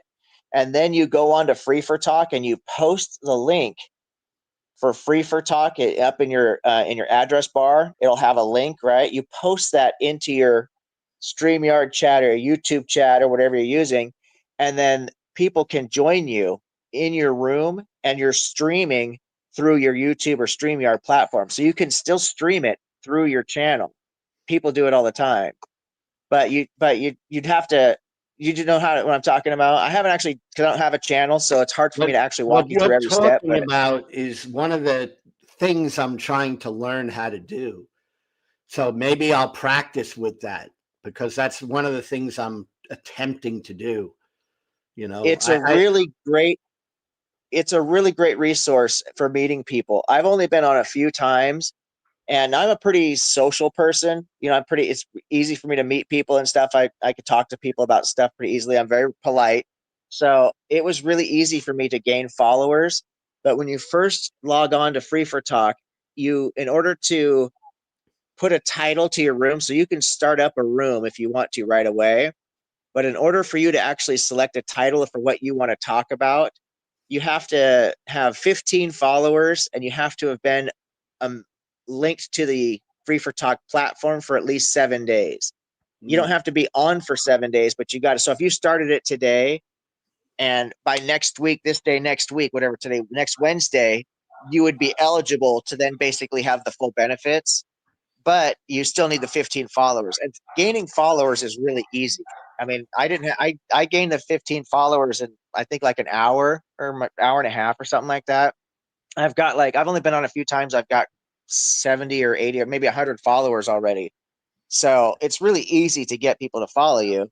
And especially you're very personable, you know, and you're a funny guy too, actually. So I don't see any problems. But one thing I will warn you about is if you set up your title to be something that's too provocative, like God isn't real or something crazy like that, you may get, you know, that may cause you problems. So you do have to kind of play the politics because the platform was created to get people from who speak different languages, who want to learn a new language, to get them to communicate with other people. So if you were in Japan, let's say, and you wanted to learn to speak English, you could get onto this platform and have just regular daily conversations with somebody from America, and you could help learn English and you could learn Japan. So it's a really nice platform it's for learning languages, and it is a platform for open discussion. But they have some really strict rules about, you got to be careful what your topics are and stuff. You don't want to be too provocative. I know a lot of people who talk about religion and politics and stuff, but I know a lot of people who have gotten James Apperson. Do you know who James Apperson is? Yeah, I do. Yeah. I think he's had I don't know the exact number, but I'm under the impression he's had his account banned like 4 or 5 times now because he gets so provocative with his titles and not stuff. on YouTube, right? On the other platform? No. Yeah, on Free for Talk. But he just makes a new account. You can do that. If you get banned, you can just make a new account. But it's not worth it to me personally. If that platform's going to be so sensitive that they're going to ban me all the time, I'm not going to deal with it. You know what I mean? I got better things to do with my time. But I will send in a request to get this account unbanned because I didn't do anything wrong. I didn't violate any policies. And so if they do it, they'll do it. If not, I'll just move on with my life. But as far as you guys go, you content creators, it is a really good way to get a room full of people talking about, and you can talk about, I've had conversations about religion and philosophy. That's all I talk about is ethics, religion, and philosophy with people. But I do it in such a polite way. And I always make sure to explain in the title of my videos or my rooms, this is a polite conversation. We're not here to argue. No disrespect will be tolerated, that kind of stuff. Because when I have these conversations with people, as you know, I do not get into, as an agnostic, I don't get into the does God exist debates. I have no interest in those debates because I feel like it's an unfalsifiable, unprovable claim. If there's some deistic God out there that just wound up the clock and let it run, it doesn't affect my life whatsoever as far as I'm concerned. So I don't even make those arguments. The arguments that I debate are things like ethics and morality or biblical flood narratives, that are completely false. I'll debate stuff like that, but I don't really get into the does God exist debates. I just find those to be meaningless, frankly, because like you said earlier on your stream today, okay, let's say I grant you this God, where does that get us to your religion? Those are two completely different claims. You know what I mean? Yeah. I mean, the reason I do all that stuff is seriously because I come out of a fundamentalist background, and I find that knowing the things that they're thinking makes it interesting. At least I'm hoping it does, because I really understand what Christianity is about when you are a believer. So for me, that's like a little edginess between me and a Christian, right? So that's kind of why I keep, I will always harp on that because I think it's for my channel, it's like important. Oh, I think there's a lot of content around that because I think that the significant majority of atheists and agnostics are actually former believers. I think that's for someone like myself who is a lifelong agnostic, I think it's more unusual. I do know one other person for sure that was a lifelong atheist, but I think the majority of people, and I'm saying all people, but I think the majority, and it makes sense because, the studies have shown that I've looked into, you've got 8.5 billion people on the planet, 93% of them identify as religious. So it only makes sense that most people who are not religious anymore are coming out of a religious background. That's, and Yes. again, that's anecdotal in studies. I haven't looked at every study. I could be wrong about that. Philosophy, it's great to Yes. see you, brother. Hey man, how's it going? Just been listening to y'all. No, fantastic. I actually have to jump off because I got to have a meeting with Joe from the Kentucky Atheist about our upcoming debate. But I did want to talk to you at some point, Philosophy, because you asked some really great questions in our last discussion when Lou and I were talking about objective ethics, objective morality. But I had so many people at that point, 3 of you guys coming at me from different directions, and I didn't really field everybody's arguments that well. And my brain was a little faded from recovering from the long day I had before that anyway. But there Yeah. are some good answers to what you talked about, and there's some really good responses. And I just didn't do the best job of really handling all 3 No, of I your understand. guys' talking points at once. I wanted to start backing off on the subject because, first of all, I knew you were getting a little short on time, and I felt like there was kind of too many people teaming up from the kind of the anti, the anti-realist or anti-realist Yeah, ethics. you're right. Yeah, You no, you're right. And it was a lot going on. I do this. This happens to me where I get into a room and I have the outlier position. Usually it's against me versus 4 or 5 Christians or something like that at once. And yeah, they're trying yeah, to argue, like the flood from 5 different angles or whatever. But so it does get difficult to have a linear conversation that way, but it's a great challenge sure. for my brain. And it does push me to really look into different arguments. I have to go back and rewatch the videos sometimes to make sure I'm picking up everything. But yeah, I'm not complaining at all. It just, I could definitely have presented some better arguments for you guys had I Yeah. had the focus and the time. I think what's interesting, there's 2 really good friends that they have not really talked about the subject, but they're very educated on it. And that's Alex O'Connor and Joe Foley. Which Joe Foley, I think he teaches philosophy, if I'm not mistaken. And Joe Foley, he runs a YouTube channel called Oh, I know Joe. Unsolicited I know both those Advice. guys. Okay, so Yeah. if I'm not mistaken, Alex O'Connor is an anti. What's the damn name for the term? There's no grounding in ethics. That there's a grounding Yeah, issue.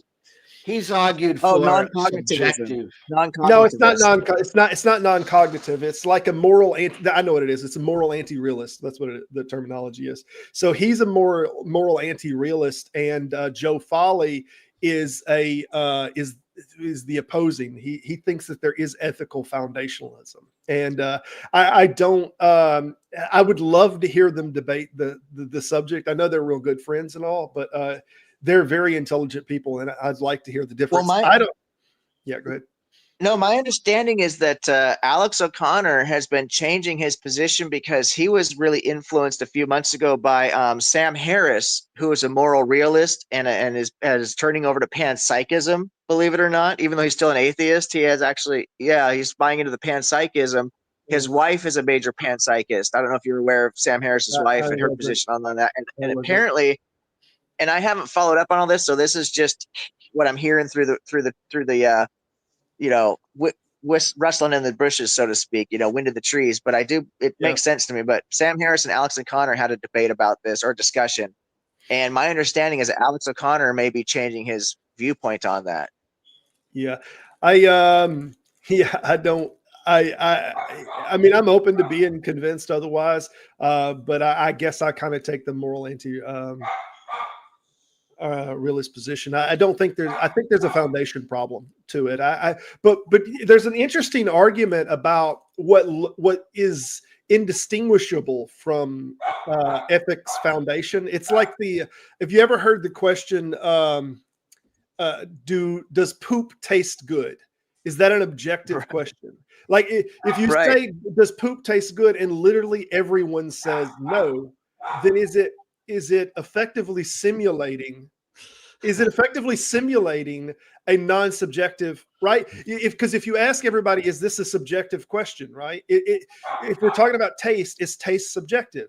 And then when people say, yeah, all taste is subjective, well, does poop taste good? And everyone says no, poop doesn't taste good. Then it's not that it's not a subjective. It's just that we have evolved in a way that poop is so deterrent from our taste, so to speak, that it's almost like it's objective because everyone has the same framework, if that makes sense. They have the same evolved framework. And I think you can kind of look at like this ideal of objective ethics in the same way as like, does poop taste good? There are certain things that people aren't going to argue whether that's immoral or not, right? Like if you're talking about killing children, when something has a universal function, is it then automatically make it objective? Yeah, no, you're absolutely right. That is a good argument to consider too. I've got to go. I've got to jump onto Joe's channel to have that. We're having a powwow. I don't know if you heard or not, but Joe, Austin, and myself are going to do a 3v3 debate on Saturday against 3 Christians. Did you catch that? Austin Sims? Yeah, Austin Sims. Yeah. Okay. So Austin Sims and Joe, the Kentucky atheist, they asked if I would be willing to be on their team to do this 3-on-3 debate, which I was quite honored because both those guys, Austin in particular, very good debaters. And so I was quite honored that they would think of me. And so I said, yeah, I'd love to. So the premise is that we're going to debate against 3 Christians. So it's each team has 3 people, and each team gets to pick 5 topics. And Joe wanted me to pick 2. He wanted Austin to pick 2, and then Joe was going to take 1 topic. And so I took biblical morality and the global flood myth. And Austin's going to debate endogenous retroviruses and origin of species, so both evolutionary based. And then I can't remember what Joe picked, one that really was off the wall. But one of their other team on the other team, one of their topics was also going to be on morality. So it'll be up to me to then defend that argument, as well. I'm not quite sure. The format's going to be interesting, but it involves spinning a wheel to pick the topics at random. And then people can send super chats to get certain topics moved to the front of the line and stuff. So it's going to be, I think, a really entertaining format that moving forward, this might be something to do again. It's going to be, I'll have to see, I'll get more details on it, but I expect it to be really fun. But I've just been chomping at the bits to get somebody to debate me on the flood myth, because as a boat manufacturer, and a guy who's licensed to build boats and has 2 patents building boats. My expertise, my field of expertise, is in debunking the flood myth from the standpoint that the ark was just a rickety wooden box that wasn't going to do shit. And so that's my actual field of expertise. But I obviously know all the arguments from the fossil record, the geological strata layers, meteorology, and I know all the other arguments. But I actually am well qualified to really address the arc itself. So nobody will debate me. You know what? I encourage you to have another one that might be outside of your comfort zone, just to get a little studied on the subject. And that is the comparative similarities in the literature between like the Sumerian literature of the flood and like the Gilgamesh, because the best that I understand. I have, yeah. Atrahasis. Yeah, like, I'm well familiar right, with that. Yeah, exactly. I studied world religions It's a in good college. Yeah, I subject. did study world religions. Yeah, I studied world religions when I was in college, and I attended seminary for a while. So I do have a background, but that's not really, I don't have any degrees in that. It's not really my field of expertise, but I have studied, I'm well familiar, Atrahasis, Utnapishtim, and I know all about the flood and the narrative. And it comes from Sumeria, and it was reworked into the Epic of Gilgamesh, the Babylonian myths and stuff. Yeah, no, that is the origin story. There's no doubt about that whatsoever. It's really critical. Scholars have pointed this out. Objective. Your bullet points though, that would be good. The thing you're going to encounter, which is always what you will end up encountering, it ultimately for a Christian, it doesn't really matter if the ark actually could float and hold the animals, because they will resort back to, well, God can do anything, so he's able to make it so. And that's fine. If they want to hide behind miracles, that's a quick way to lose a debate, is for a formal debate. If you can't debate formal miracles in a formal debate, they can do that, but that just isn't really any ground. At 4:30, I have to go, but you're absolutely right. That is what it's going to come down to. All right, gentlemen, I'll have to catch up with you guys next time. So good to see both of you. Yeah. All right. So, hey, Skeptic, how are you? Very well, man. How you been doing? Okay, I'm been excited. I'm actually monetized on YouTube now, so that's a pretty big step right there. Oh, it's completely new, and I'm hoping it grows. I mean, I think this is the first time I could get super chats.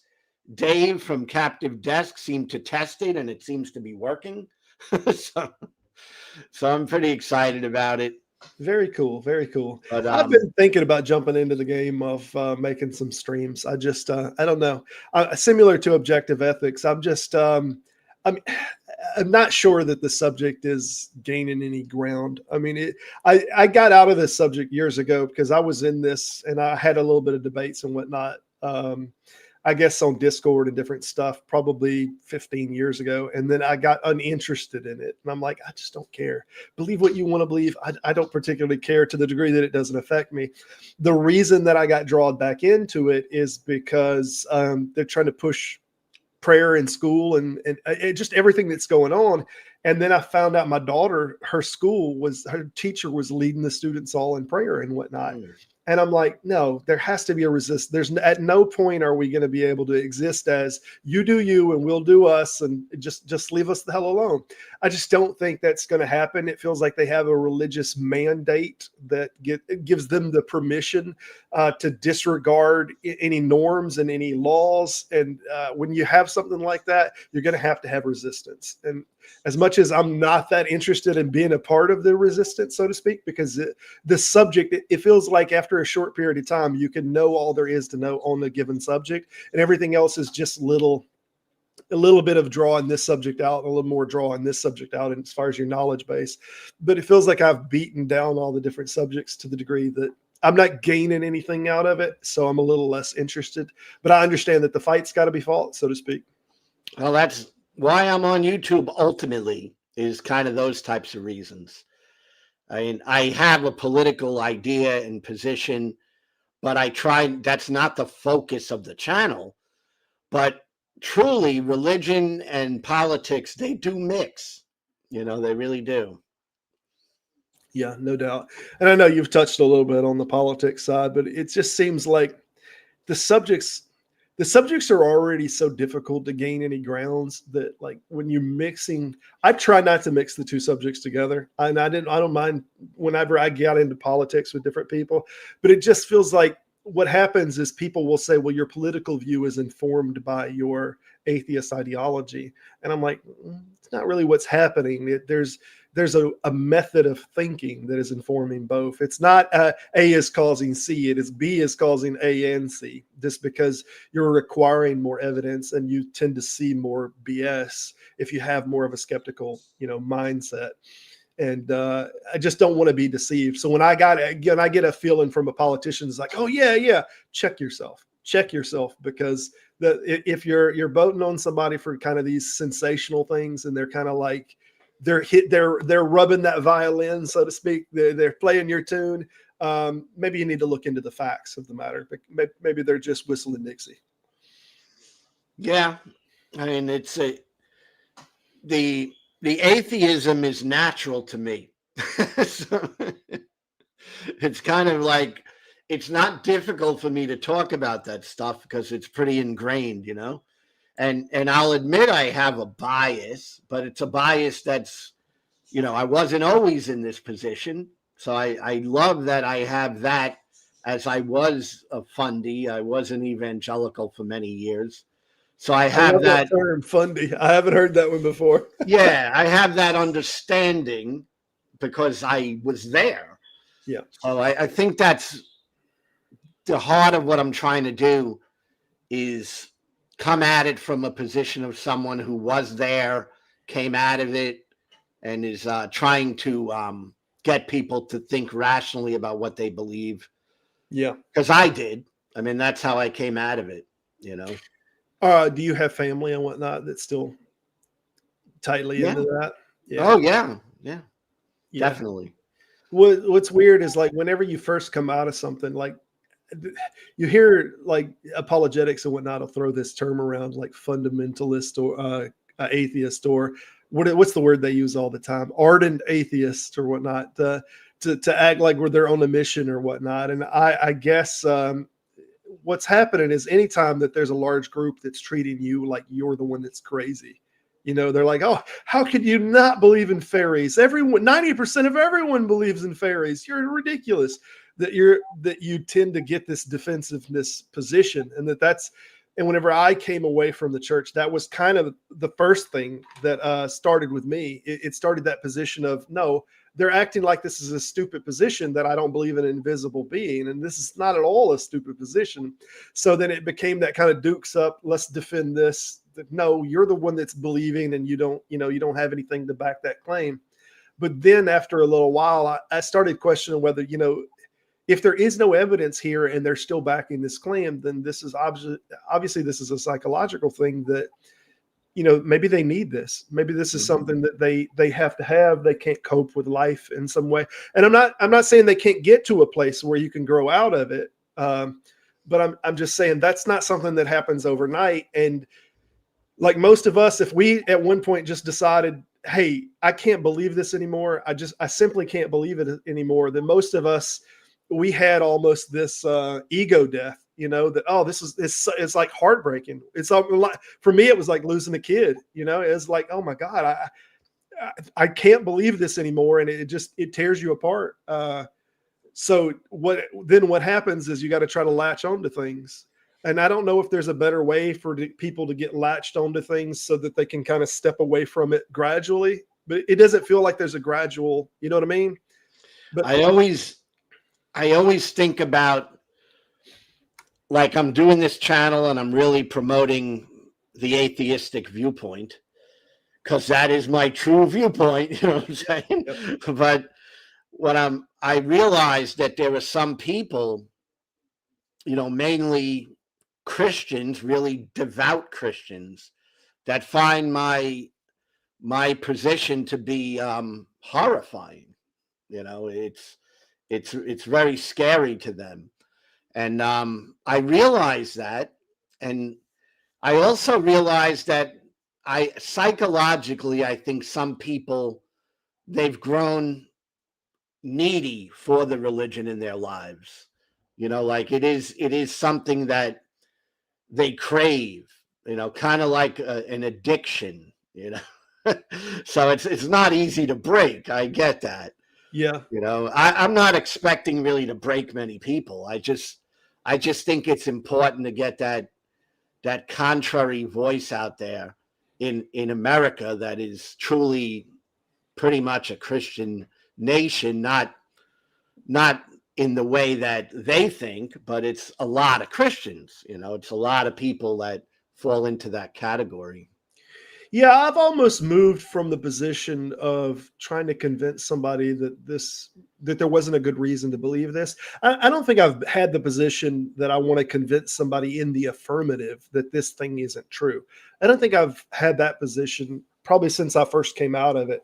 But I have had the position that I wanted to convince people that there's no good reason to believe in this thing, if that makes sense. From like as an epistemological claim, there's no good reason to believe this claim is true. And whether it's true or not, that's irrelevant. There's not a good reason to believe it.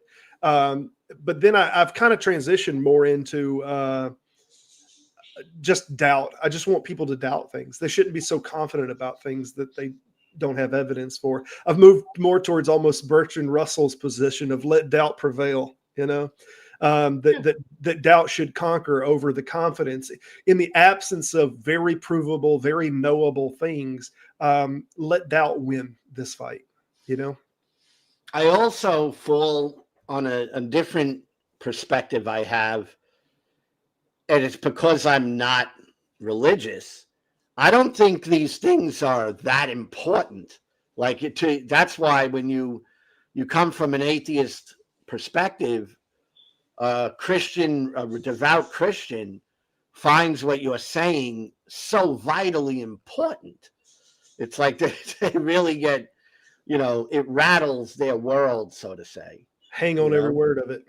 And I don't even think it's that important what people believe. Yeah. It's just not that critical. So that's how I approach people in my own life. I tell them flat out, hey, you can believe whatever you want. Whatever makes you happy. For me, I don't believe these things. And that's kind of how I frame it with people that I love, Yeah, I'm almost more interested in talking because I like the position. You can believe what you want to believe, but the problem is, like, if you look at like the Jewish community, they don't have proselytization. They don't have kind of this mandate to bring in the sheaves, so to speak, that we got to reach out there and get into the schools and get a hold of young, incredulous minds. Whereas like in Christianity and even in Muslims, there's kind of this mandate of conversion. And this is the problem, because they can't affect it's like water finds the path of least resistance. If you want to convert somebody, stick to a moral groundwork of trying to convert an adult that has critical faculties, that they can question things.